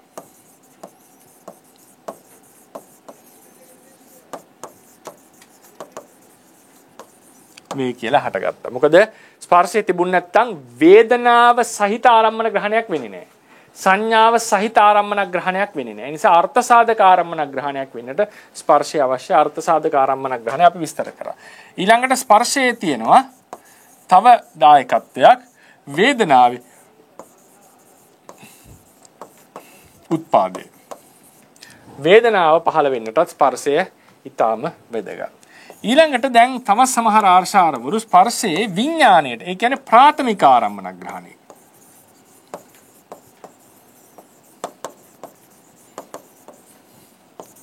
නැත්නම් හුදු විඥාණයට මේක ප්‍රත්‍ය වෙන හැටිත් කතා කරලා තියෙනවා. මේක පිළිබඳව අපි දැන් විමසමු. මේක රේරුකාණී චන්දවිමල ස්වාමීන් වහන්සේගේ අභිධර්මයේ මූලික කරුණු පොතේ මෙන්න මේ විවරණය අපිට දැනගන්නට පුළුවන්. මම මේක සම්පූර්ණයෙන් ඒ විවරණය මේ විදිහටම දීලා තියෙනවා. ඒක මම කියවන්න. ඒ තැන්වල මාක් කරගන්න අපිට අවධානය දී යුතු තැන් මම මෙතන පෙන්නන්නම්. ඒතර උන්වහන්සේ විස්තර කරනවා. අපි රේරුකාණී ස්වාමීන් වහන්සේගේ විස්තරය අපි බලමු. ඒක සම්පූර්ණයෙන් මම කියවන්නම්. දැන් ඒ අදාළ තැන් වලට අවධානය දෙමි. සිතින් දත හැකි සිතට දැනෙන දේවලට අරමුණු යයි කියති. ඒක අපි හැමෝම දන්න දෙයක්. ඒ අරමුණ පිළිබඳ දැනුම සිතය. ඒ ක්‍රියාවකි. එහෙත් කතා කිරීමේදී පහසුව පිණිස දැනීම කරන කතෘ කෙනෙකු සැටියටද පුද්ගලයෙකු විසින් කරන දැනගැනීමට උපකරණයක් වශයෙන්දගෙන සිත පිළිබඳව කතා කරනු ලැබේ. ඒ කියන්නේ සිත අරමුණ දැනගන්න නැත්නම් පුද්ගලයා සිත කරන කොටගෙන අරමුණ දැනගන්නවා කියලා අපි කියනවා. සිතට සෑම දෙයක්ම දැනෙයයි කියනුවේ සිත දැනීම කරන කතෘ කෙනෙකු වශයෙන් ගැනීම නිසාය. මිනිසා සිතින් දැනගන්නේයයි කියනුවේ සිත උපකරණයක් වශයෙන් ගැනීමෙනි. නැත්තම් මිනිසා දැනගත්ත හරි චිත්තුප්පාදේ දැනගත්ත කිව්වත් කමක් නැහැ. කීම කෙසේ කළත් සමකල්ලිම සිත ක්‍රියාවක් වශයෙන්ම සැලකිය යුතුය. තේරුම් ගත යුතුය. අඳුරේ අත ගන්නා වූ කෙනෙකුට දැනුනේ අතේ සැපුණු දෙයක් පමණකි. නොසැපුණු දෙයක් නොදැනේ. ඔන්න පොයින්ට් එක. අරමුණ අඳුරේ අතපත ගන්නකොට අපිට දැනෙන්නේ හැපිච්ච දෙයක් නේ අතේ. නොහැපිච්ච දෙයක් දැනෙන්නේ නැහැ. එමෙන් සිතට දැනෙනුයේද සිතෙහි සැපුණු දෙයක් පමණකි. සිතට දැනෙන්නේද සිතෙහි සැපුණු දෙයක් පැමිණිකි. එතකොට මේ කතා කරලා තියෙන්නේ මොකද්ද? මේ සිත කියන ආරම්මන ග්‍රහණයට අරමුණු දැන ගැනීමටම අරමුණ සැපෙන්නට ඕනේ කියලා කියනවා. අපි ඉස්සෙල්ලා විස්තර කරේ මොකද්ද? අරමුණ වෙන් කර දැන ගැනීම සිතට කරන්න පුළුවන්. නමුත් ඒක අර්ථ සාධක ආරම්මන ග්‍රහණයක් වෙන්නට ස්පර්ශය අවශ්‍යයි කියලා අපි විස්තර කරේ. මෙතන මේ විස්තර කරන්නේ මොකද්ද? අරමුණ ගැනීමටම අරමුණ සැපෙන්නට ඕනේ කියලා. අරමුණ ගැනීමටම ප්‍රාථමික ආරම්මන ග්‍රහණයට පවා මෙතන සැපීමක් තිබිය යුතුයි කියලයි පේන්නේ බැලු බැලමට. එමෙන් සිතට දැනෙනුයේද සිතේ සැපුණු දෙයක් පමණකි. කැපිය යුතු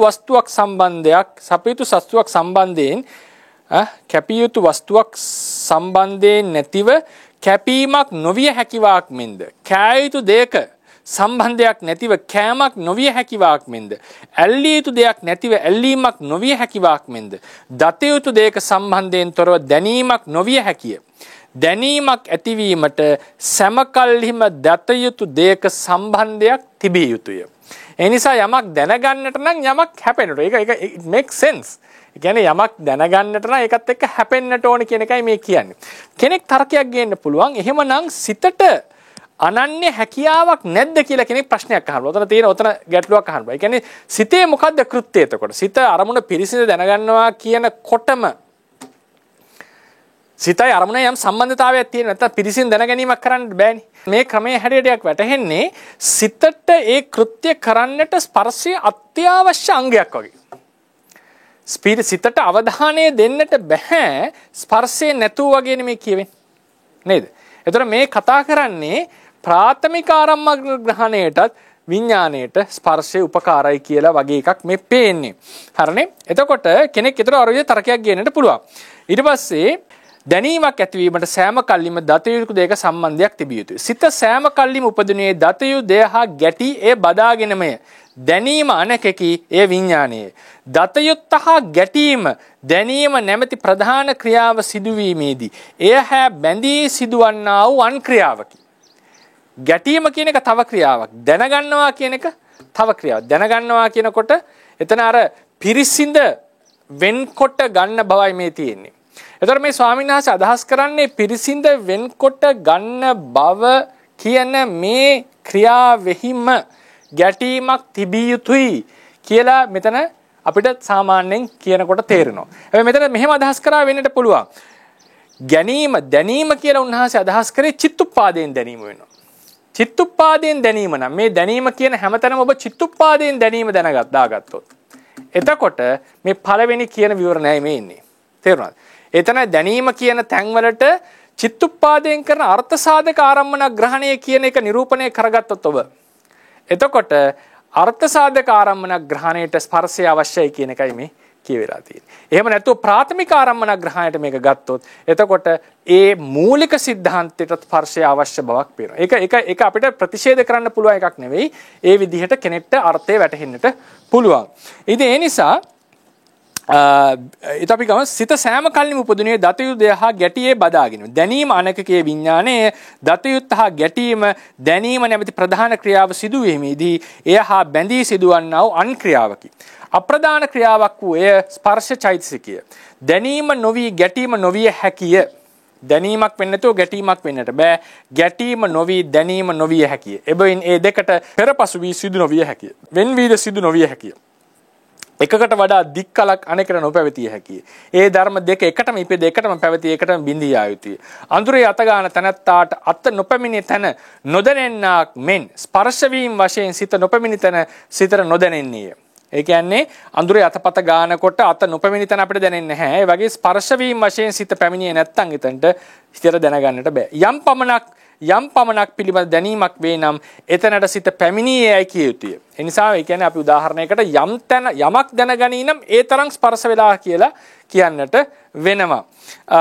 යම් පමණක් පිළිබඳ දැනීමක් වේ නම් එතනට සිත පැමිණියේයි කිය යුතුය. එබැවින් ස්පර්ශයාගේ වශයෙන් සිතේ ප්‍රමාණය හේවත් කුඩා මහත් බව කිය යුතුය. ඒක උදාහරණයක් දීලා තියෙනවා. කුඩා වස්තුවක් අරමුණු කරන සිත කුඩාය, ලොකු දෙයක් අරමුණු කරන සිත මහත්ය, මහත් දෙයකින් කොටසක් අරමුණු කරන සිත කුඩාය. සියල්ල අරමුණු කරන සිත මහත්ය. මෙසේ ස්පර්ශය අනුව සිතේ ප්‍රමාණය දැනගත යුතුය. ඒ කියන්නේ උදාහරණයකට අපි ගත්තොත් මේ වගේ වස්තුවක් නම් අපිට මේ ප්‍රමාණය විතරක් නම් අරමුණු කරන්නේ ස්පර්ශ වෙලා තියෙන මේ ටික විතරයි. අපි මුළු වස්තුවම අරමුණු කරනවා නම් අපේ ස්පර්ශයෙන් මුළු වස්තුවම ස්පර්ශ වෙලා තියෙනවා. ඒතර සිතේ කුඩා මහත් බව තීරණය වෙන්නේ මේ ස්පර්ශය පදනම් කරගෙන. ඒ නිසා මේ සිතට අත්‍යවශ්‍ය අංගයක්. ඒ කියන්නේ අරමුණ පිරිසිඳ ගන්නකොට මේ පිරිසිඳ ගැනීම කියන ක්‍රියාවෙහිම තියෙන තවත් අංගයක් තමයි ස්පර්ශය කියලා මේ හදලා තියෙන්නේ. ඒතර ඒක තවත් නිකන් වෙන ක්‍රමයකට මේ ස්පර්ශය තවත් ක්‍රමයකට මේ ස්පර්ශය විස්තර වීම. ඒක මේ ක්‍රමයට වඩා වෙනස්. දැන් අපි මේ සිද්ධ කරලා තියෙන්නේ අරමුණ පිරිසිඳ ගන්නවා. පිරිසිඳ ගන්නකොට ඒ එන ස්පර්ශය ඝට්ටන නිසා තමයි වඩා හොඳින් අරමුණ දැන ගැනීම සිද්ධ වෙන්නේ. ඒ කියන්නේ පරමත දීපණික ආවජ්ජන ආරම්මන විජානන මත්තේ අට්ඨත්වා. සිත අරමුණ විජානනය කරනවා. සිතේ හැකියාවක් අරමුණ විජානනය. ඒ විජානන මාත්‍රේ නොසිට ආරම්මන රසය ප්‍රකට කිරීම ආදී ලෙසට අරමුණ තවත් ලං කර ගන්නවා විඥාණයට මේ ස්පර්ශය නිසා. ඒතර මේ කතා කරලා තියෙන්නේ අපි මෙතෙක්කල් කතා කරේ විඥාණය පහළ වෙනවා. ඒ ස්පර්ශයේ පහළ වීම නිසා වේදනාදී ධර්ම පහළ වෙනවා. මෙතන මේ කතා කරන්නේ විඥාණයට පහළ වීමට ස්පර්ශයත් අත්‍යවශ්‍ය සාධකයක් ලෙස මේ අරන් තියෙනවා.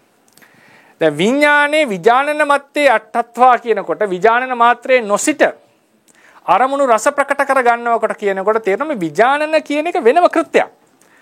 විඥානන මාත්‍රේ නොසිට ආරම්මන රසය ප්‍රකට කර ගැනීම එහෙම නැත්නම් අරමුණේ තියෙන ඒ ආවේනික ලක්ෂණ ප්‍රකට කර ගැනීම වගේ දෙයකට තමයි ස්පර්ශය උපමාලා තියෙන්නේ. ඉදිරි චෛතසික ධර්මය කරගන්න.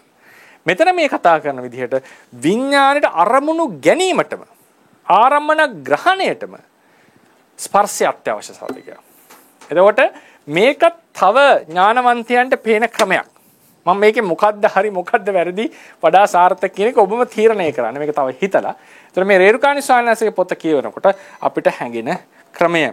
ඊට පස්සේ උන්වහන්සේ විස්තර කරනවා මේ අදහස් කරන ස්පර්ශය ඒ ටික අපි ඒක මොන වගේ ස්පර්ශයක්ද කියන එක මෙතන කතා කරමු. ඉදිරියට ස්පර්ශය කියන පාඩමේ තව ඔය පටිඝ සම්පස්සය, අදිවචන සම්පස්සය ආදී පිළිබඳ සිමින් කතා කරන්න බලාපොරොත්තු වෙනවා. ඒ නිසා මම මෙතනින් අද නවත්තනවා. මෙතනදී අපි කියන්නට අවශ්‍ය වුණේ මම හිතලා පැහැදිලි වෙන්න ඇති කියලා විඥාණයට ආරම්මන ග්‍රහණය කිරීමටත් ස්පර්ශය අවශ්‍යයි කියන විවරණයක් අපේ ථේරවාදය ඇතුලේ තියෙනවා. ඒ නිසා මේ ස්පර්ශයේ දායකත්වය අපිට මේ විදිහට දක්වන්නට පුළුවන්. සමහර කෙනෙක්ට මේක රුචි වෙන්නට පුළුවන්. සමහර කෙනෙක්ට මේක රුචි වෙන්න පුළුවන්. ඔබ බලන කෝණය අනුව. ඒක ගැන මම විවරණයක් හෝ ස්ථිර නිගමනයක් දෙන්න යන්නේ නැහැ. සමහරට විට කෙනෙක් කියන්න පුළුවන් මේ දෙකම එක විදිහට පේනවා කියලා. එක එක්කෙනාට පේන හැටි. එහෙම තමයි දර්ශනයේ හැටි. එක එක්කෙනාට පේන කෝණ වෙනස් වෙන්නට පුළුවන්. ඒක දිහා බලන හැටි සහ රුචිකත්වය මත. ඒ නිසා අද අපි දේශනාව අවසන් කරනවා. අද අපි කතා කරේ ස්පර්ශයේ ආසන්න කාරණාව. ඒක ටිකක් ටෙක්නිකල් පැත්තට යන්නට ඇති. මොකද්ද ස්පර්ශය ආරම්මන කාරණා? මොකද්ද පරික්කත ආරම්මණය. ආපාතගත විශේෂ පදට්ටහන. පරික්කත වෙච්ච ආරම්මණය. මොකද්ද අරමුණේ ద్వාරයේ සැපිච්ච ආවර්ජනා විසින් අරමුණු කරන ලද ආරම්මණය තමයි ස්පර්ශයේ පදට්ටහනය. ඒක තමයි අර සයවැදෑරුම් විඥානයන්ගේ පදට්ටහනය. ආවර්ජන සිතේ පදට්ටහනය වෙන ద్వාරයේ හැපුණු අරමුණ සහ ඒ වගේ අර ආවර්ජනාවට සුදුසු වෙච්ච අරමුණ ద్వාර මුක්ත සිත්වල අරමුණ තමයි කර්මයේ විසින් ගෙනෙන දද අරමුණ කියලා අපිට කියන්නට පුළුවන්. ඒක පොඩ්ඩක් සමහර සිත්වලට වෙනස් වෙන්නට පුළුවන්. ඔය පටිසන්ධි භවංග සමහර පටිසන්ධි සහ භවංග චුති වලට භවංග සිත්වලට චිත්තක්ෂණ කීපයක් යනකම්. ඊළඟට ස්පර්ශයේ විඥාණයට දායකත්වයක් අපිට තව ක්‍රමයකට කතා කරන්නට පුළුවන්. ඒක රේරුකාණි ස්වාමීන් වහන්සේ පොත කියවනකොට ගොඩක් වෙලාවට පැහැදිලි වේවි. ඒ නිසා මම දේශනාව අවසන් කරනවා. මේ හැම එකකින්ම ජනනය වෙන්නේ. අද කතා කරපු පදට්ටහනින් පැහැදිලි වෙන්නේ ස්පර්ශය කියන එක හේතුන් නිසා හටගන්න ධර්මයක්. ඒක නිකන් ඉබේ හටගන්න එකක්වත් ස්ථාවර දෙයක්වත් නෙවෙයි. මම කියලා ගත යුතු දෙයක් නෙවෙයි. මේක හේතුන් නිසා සකස් වෙච්ච ධර්මයක් කියන එක අපි තේරුම් ගන්නට ඕනේ. ඒ නිසා හුදු ඝට්ටන මාත්‍රය සත්වයක් වෙන්න බෑ, පුද්ගලයෙක් වෙන්න බෑ, ආත්මයක් වෙන්න බෑ. ඒ නිස්සත්තයි, දිජ්ජීවයි, ශූන්‍යයි.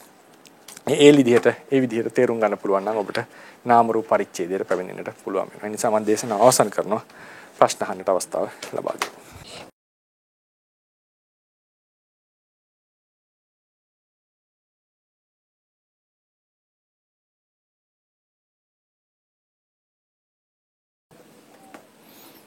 ස්වාමීන් වහන්සේ තිරුවන් සරණයි. මට ඔබ වහන්සේ පැහැදිලි කරා දැන් පස්ස කියන දේ නිසා තමයි පස්සේ තමයි මේ ආයතන එකතු කරලා අරමුණ ගන්නෙ. අරමුණට ආපාත වෙන්නේ පස්සේ නිසා තමයි අරමුණ පැහැදිලි වෙන්නේ විඥාණයට. හරි. එතකොට ස්වාමීන් වහන්සේ ඒ පස්සය මැද එතකොට අර සම්බචිත ඔව් සබ්බචිත සාධාරණ කියන ස්පර්ශය ගැන තමයි මේ කතා කරන්නේ. එතකොට ඒ පස්සේ ඒ කියන්නේ අරමුණක් අරගෙන සිතක් පහළ වෙනකොට ඒ අරමුණයි සිතයි අතර සම්බන්ධයක් ඇති වෙනවනේ. ඒ තමයි ස්පර්ශය කියන්නේ. ඒක නිසා අරමුණ තවත් හොඳට අරමුණ පිළිබඳව අපිට දැන ගැනීම ඇති කරගන්න පුළුවන් වෙනවා. අද අපි කතා කරේ ස්පර්ශයේ හේතුව ගැන. ස්පර්ශයේ හේතුව ගැන කතා කරනවා, ස්පර්ශය ගැන කතා කරන්නේ නෙවෙයි. මේ හේතු නිසා ස්පර්ශය හට ගන්නවා කියලා කිව්වා මිසක් ස්පර්ශය කියලා කියන්නේ අරමුණ ස්පර්ශ කරන බව. ඒ ස්පර්ශ කරන බව නිසා ආරම්මන රසය ප්‍රකට වෙනවා, අරමුණේ තියෙන ආවේනික ලක්ෂණ ප්‍රකට වෙනවා. අනිත් සීළු චෛසික ධර්ම වලට හටගෙන අරමුණ සම්බන්ධයෙන් ක්‍රියා කරන්නට අවස්ථාව ලැබෙනවා. හොඳයි. පැහැදිලි නම් තෙරුවන් සරණ බොහොම තුන්.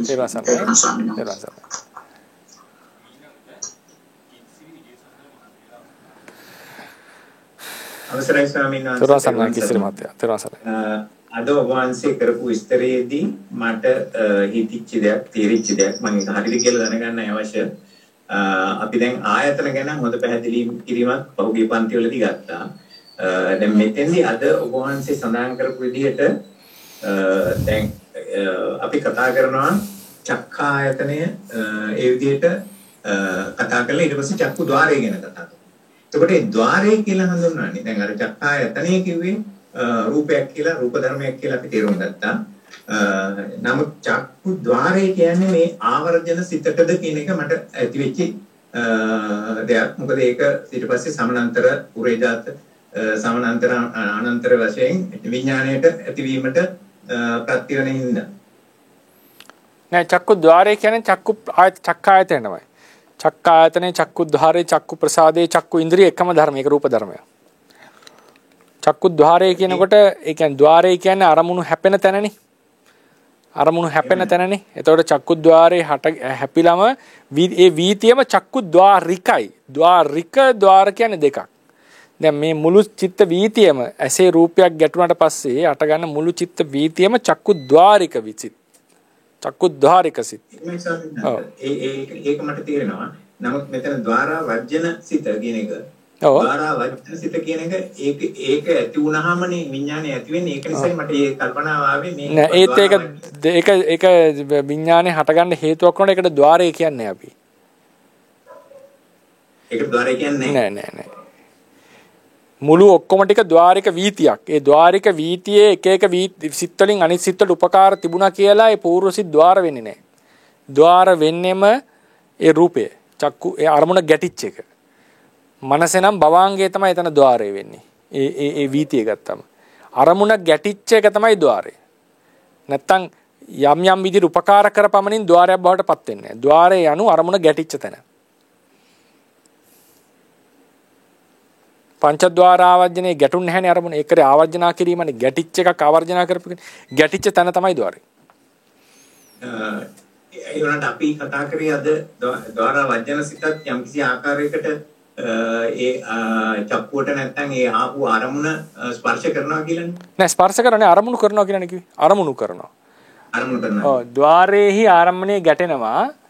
ద్వාරේහි ආරම්මණය ගැටෙනවා. ගැටුණාම ආවර්ජන සිතෙන් ඒක අරමුණු කරනවා. ඒතර මේක තමයි ద్వාරය වෙන්නේ. මේකේ ඝට්ටන කෘත්‍යයක් නෑ මොකක්වත්. මේක අරමුණු එතනින් තමයි හැමදෙනේ වගේ කල්පනාව ආවේ. මොකද භවාංග පරම්පරාවේ අර ගති නිමිත්ත හරි පරණ කර්ම නිමිත්ත හරි මොකක් හරි තිබිච්ච ඒ ආරම්භනේ වෙනස් වෙන්නේ මෙතෙන්දී. ඔව් වෙනස් වුණු පමණින් ගැටීම් වෙලා තියෙන්නේ මේකනේ මහත්තයා. මේ ගැටීමක් වෙලා නැහැනේ. ගැටිච්චයක් අරමුණු කරපු නිසා මෙයාට ద్వාර සංඛ්‍යාවට යන්නේ නැහැ. එහෙමයි ස්වාමීන් වහන්සේ ඒක ගොඩාක් පිං ඔබ වහන්සේට ඒක පැහැදිලි කරලා දුන්නාට මොකද ద్వාරය කියන්නේ මොකක්ද කියන එක මට තාම හරියටම පැහැදිලිව නැති නිසායි මම ඒක ඇහුවේ මේ ෆිසිකලි ඇට කියන්නත් බෑ ඒක අනිත් පැත්තට අපි දැන් චක්කායතනය කියන එක වෙනම තේරුම් ගත්තා රූපායතනය කියන එක වෙනම තේරුම් ගත්තා චක්කු ద్వාරය කියන්නේ මොකක්ද කියන එකයි මට තිබිච්ච ප්‍රශ්නේ බොහොම පිං ස්වාමීන් වහන්සේ අපි මම තවත් උත්සාහ කරලා බලන්නම් ඒක පැහැදිලිව තේරුම් ගන්න. හොඳයි. වහන්සේ ඩාක්ටර් තෙරුවන් සර්. හොඳයි. තෙරුවන් සරණයි සාන්සේ. තෙරුවන් සරණයි ડોක්ටර්. මේ මට පොඩි ප්‍රශ්නයක් තියෙනවා දැන් ආරම්මණය මේ අපේ ආවර්ජන සිතට ස්පර්ශ වීමට හේතු වශයෙන් ඔබ වහන්සේ කිව්වා පූර්ව සිත් සහ මේ අරමුණේ තීව්‍රතාවය කියලා. ඒ දෙක පමණද? නෑ. ඒ දෙක පමණක්ම නෙවෙයි. ඒ දෙක තමයි අපිට සාමාන්‍යයෙන් ප්‍රධාන වශයෙන් එන්නේ. ඔතන දෙකක් තියෙනවා ડોක්ටර්. අරමුණ ద్వාරයේහි ගැටීමට හේතු කියන එක එකක්. ගැටිච්ච අරමුණක් ආවර්ජනාවට ලක්වීම කියන එක තව එකක්. එතකොට ආරම්මණයක් ద్వාරයේහි ගැටීමට හේතු අපිට පෙන්වන්න පුළුවන් බොහෝ ප්‍රමාණයක්. බොහෝ ප්‍රමාණයක් අපිට දක්වන්නට පුළුවන්. එතකොට ආවර්ජනා දැන් උදාහරණයට పూర్ව කර්මයෙන් ద్వාරයේහි ආරම්මණයක් ගැටෙනවා. දෙවියෝ විසින් අරමුණක් එළඹවනවා. ඊට පස්සේ අපි දැන් විපස්සනා භාවනා වඩාගෙන යනකොට දැන් විපස්සනා භාවනාවක් වඩාගෙන යනකොට අලුත් අනාත්ම ලක්ෂණය ප්‍රකට වෙන්න පටන් ගන්නවා. ඒ කියන්නේ මොකද අරමුණක් අලුත් හොඳ අරමුණක් ගැඹුරු අරමුණක් අපේ මේකේ හැපුණා වෙන්නට පුළුවන්. ඉතින් ඒ විදිහට ඒ දැන් අපි නිර්වාණය වගේ එකක් නම් කෙලින් භවාංගිතර නෙවෙයි ස්පර්ශ වෙන්නේ. නිර්වාණය විදර්ශනායි ස්පර්ශ වෙන්නේ ගෝත්‍ර භූහිතට. ගෝත්‍ර භූහිතට තමයි කෙලින්ම ස්පර්ශ වෙන්නේ. ඉතින් ඒ විදිහට ආරම්මණයක් ద్వාරයේහි හැපීමට හේතු තියෙන්න පුළුවන්. හැපිච්ච අරමුණු අතරින් මොන අරමුණද ආවර්ජනා කරන්න කියන එක තව කරුණක්.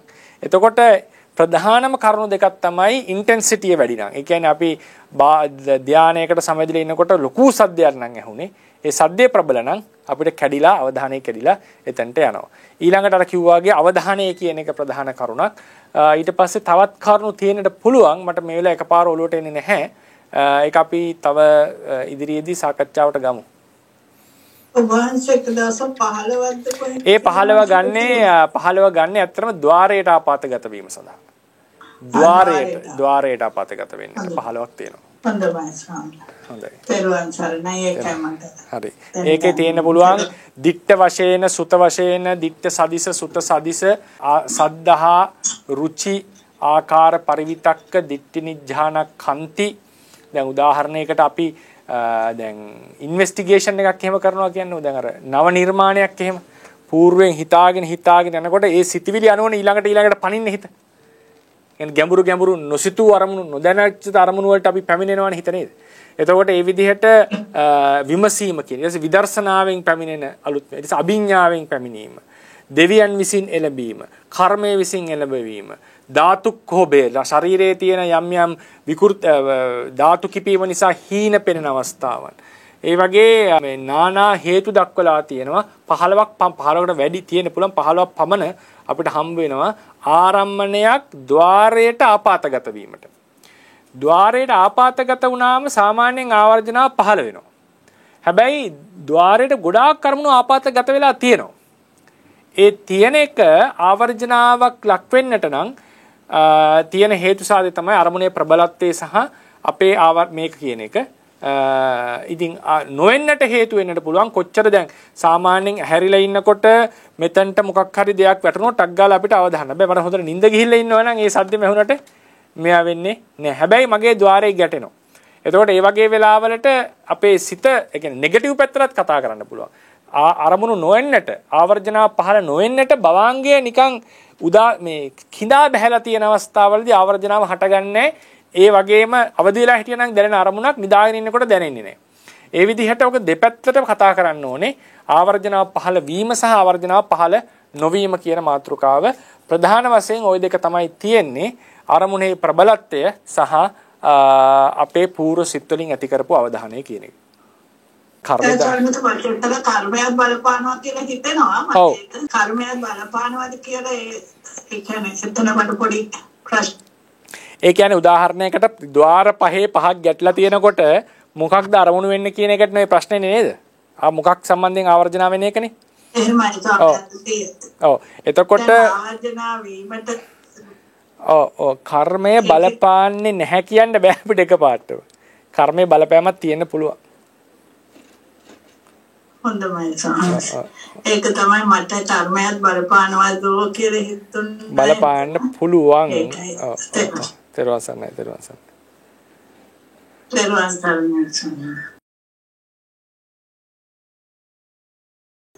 තෙරුවන් සරණයි ස්වාමීන් වහන්සේ. මට ద్వාර සම්බන්ධයෙන් තමයි පොඩි ප්‍රශ්නයක් තියෙනවා.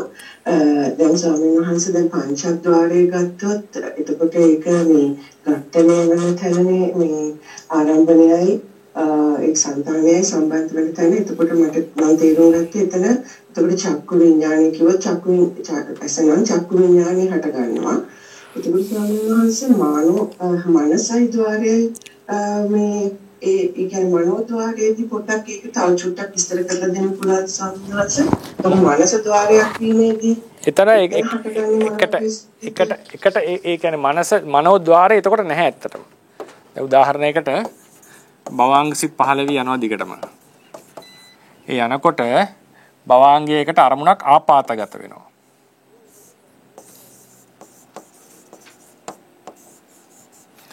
හරිනේ අරමුණක් ආපాతගත වෙනවා භවාංගසිතකට. ඊට පස්සේ මේ ආපాతගත වීම දිගටම තියෙනවා.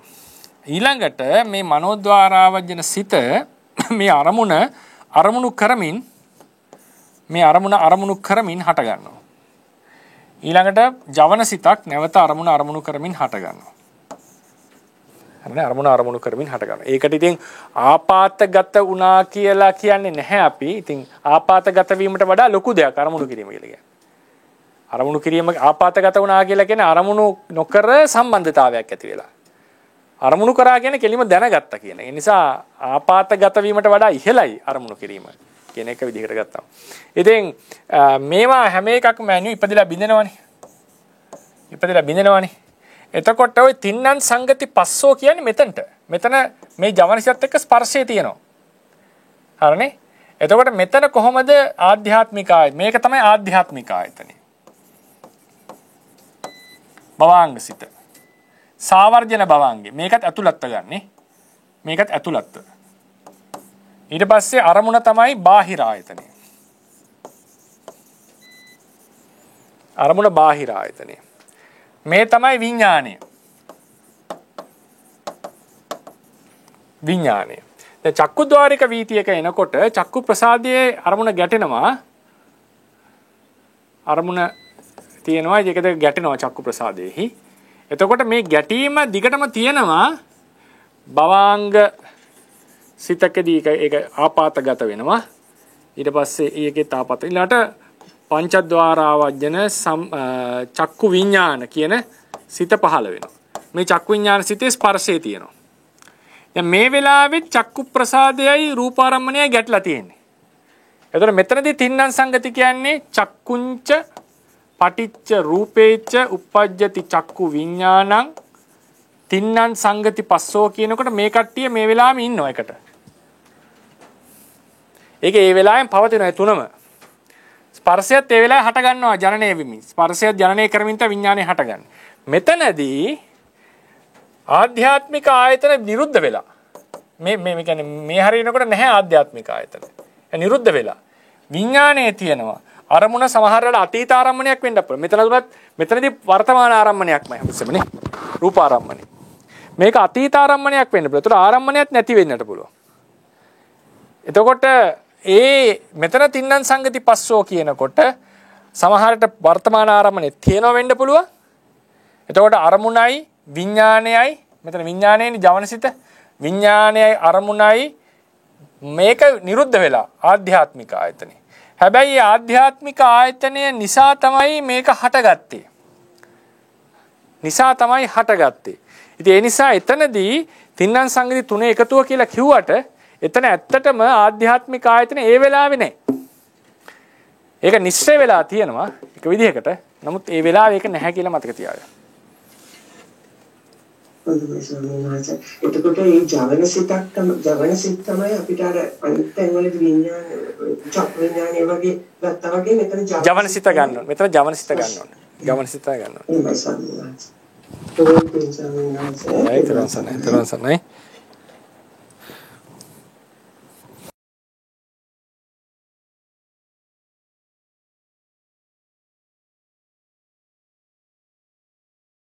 දැන් ස්වාමීන් වහන්සේ තෙරුවන් සරණ අද තියෙන දේ තමයි ස්වාමීන් වහන්සේ අපිට විස්තර කරපු දෙයටත් අදාළයි කියලා මම තේරුම් ගත්ත විදිහ හරිද කියන එක තමයි දැනගන්න ඕනේ.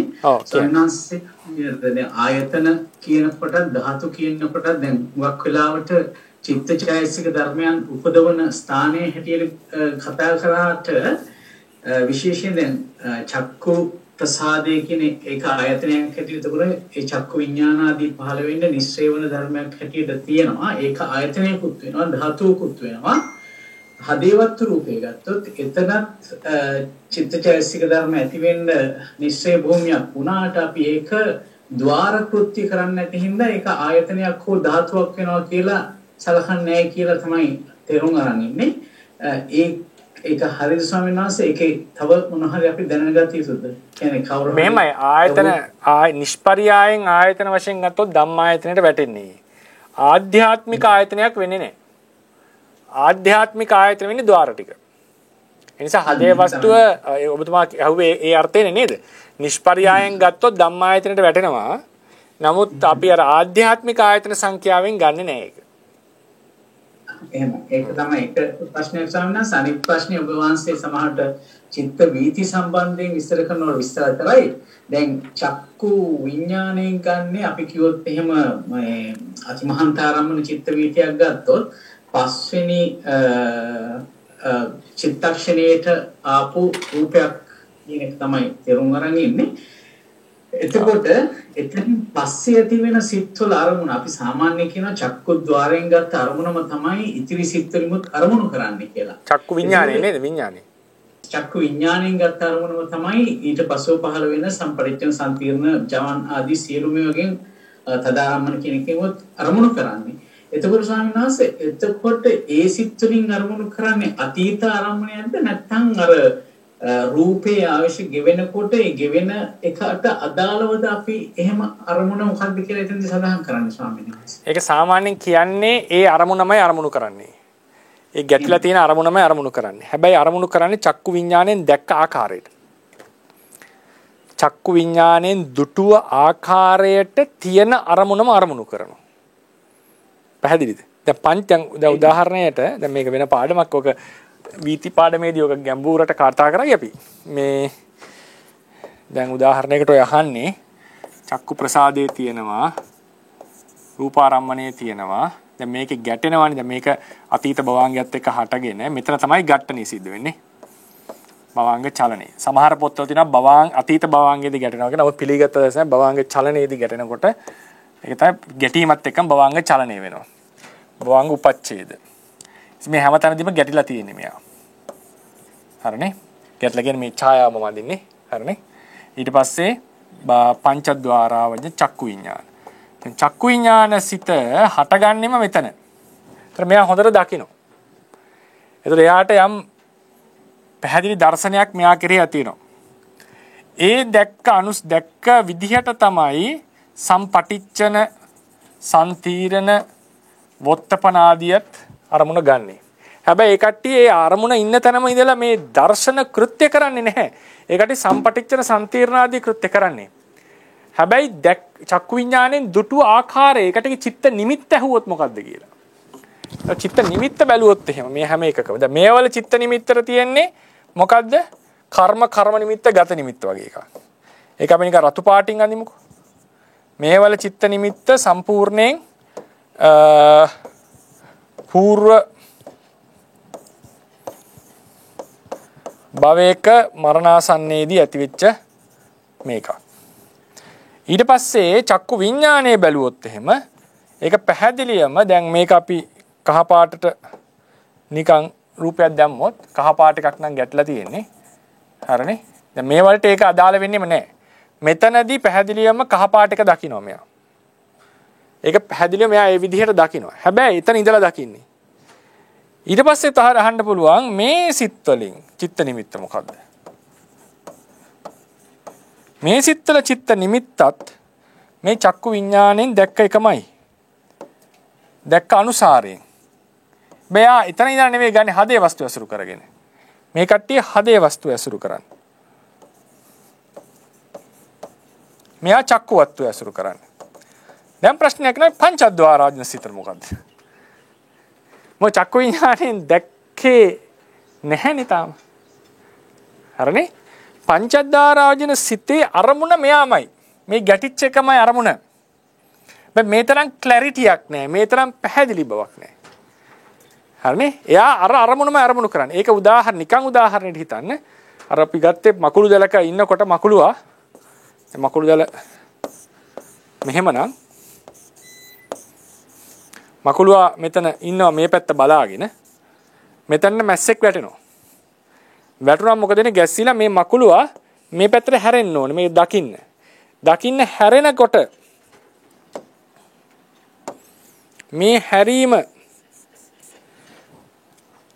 මේ හැරුණට පස්සේ තමයි මෙයා දකින්නේ පැහැදිලිවම දර්ශනය.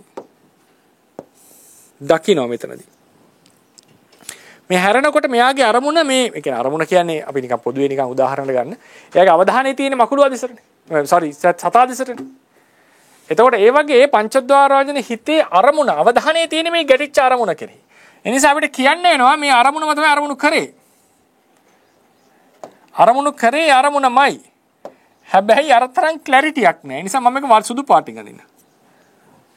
හරිනේ? මොකක්ද කියලා දන්නේ නැහැ ඇත්තටම. ඒ නිසා ඒක මෙහෙම අඳින එකත් සුදුසු නැහැ එක විදිහට ගත්තම මොකද පංචද්වාරාජ හිතේ තාම දැකලා නැහැ මොකද්ද ගැටිච්ච අරමුණ කියලා. බෑ මොකක් හරි අරමුණක් ద్వාරයකට ඇවිල්ලා කියන ආවර්ජනාවක් සිදු වෙනවා. හරිනේ? එතකොට ওই විදිහට තමයි මේ හැම එක්කෙනාගේම අරමුණ මේ ගැටිච්ච අරමුණ වර්තමාන අරමුණ. ඒ අරමුණ ගන්නේ චක්කු විඥාණයෙන් ගත්ත ආකාරයට. එතකොට ඇත්තටම චිත්ත නිමිත්ත සිතෙන් ගන්න ආකාරය සහ පවතින අරමුණ කියන එක අපි පැහැදිලිව වෙන් කරගන්නට ඕනේ. මේක ඉතාල වැදගත්. හැබැයි මයිකයි නිතරම කිව්වේ මෙහෙම වුණා කියලා බාහිර අරමුණු කරේ නැහැ කියන්නේ නෑ අපි. මොකද්ද ඒකට තියෙන ලොකුම සාධකේ කර්මය. ඔබ චිත්ත නිමිත්තෙන් කොහොම අරමුණු කරත් ඒ සැබෑ අරමුණේ තියෙන ಗುಣ මහත්ය අනුව අපිට විපාක හම් වෙන්නේ. ඒ නිසා චිත්ත නිමිත්තෙන් හිතාගත්තත් මෙයා මහා දුෂ්ටයෙක් කියලා හිතාගත්තත් සබහින්ම රහතන් වහන්සේ කෙනෙක් නා. ඔබ දුෂ්ටයෙක් කියලා හිතලා බැන්නත්, දුෂ්ටයෙක් හිතලා ගැහුවත්, මොන දේ සිද්ධ කරත්, ඔබ ඇත්තම අවංකවම මෙයා වැරදි කෙනෙක් කියලා විශ්වාස කරන් හිටියත්, ඇත්තටම ඔහු තුල ඒ ගුණය තියෙනවා නම් ඔබට විපාක හම්බ වෙන්නේ ඔහුගේ තියෙන ගුණය අනුව. ඒ නිසා චිත්ත නිමිත්තෙන් කර්මය රැස් වෙන්නේ චිත්ත නිමිත්තට අනුව නෙවෙයි.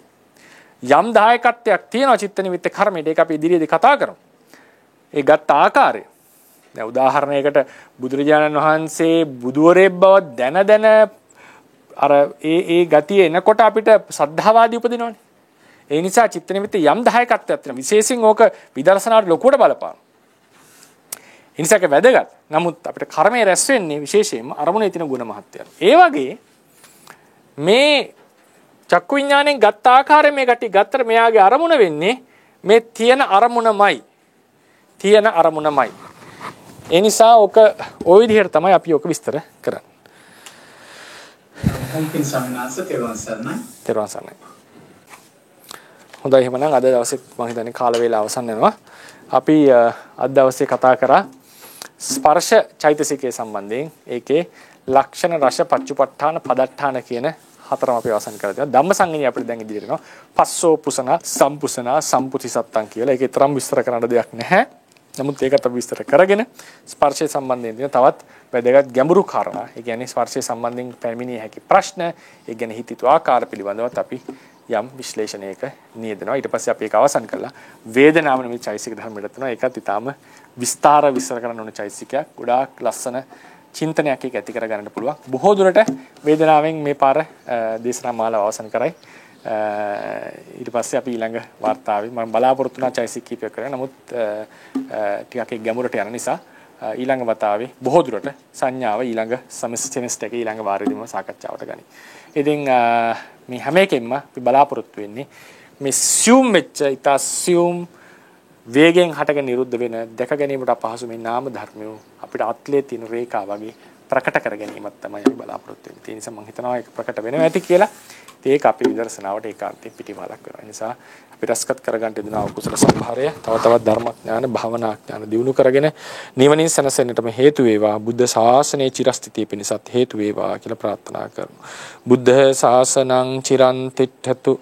බුද්ධ ශාසනං චිරන් තිට්ඨතු. බුද්ධ ශාසනං චිරන් තිට්ඨතු. සාදු සාදු සාදු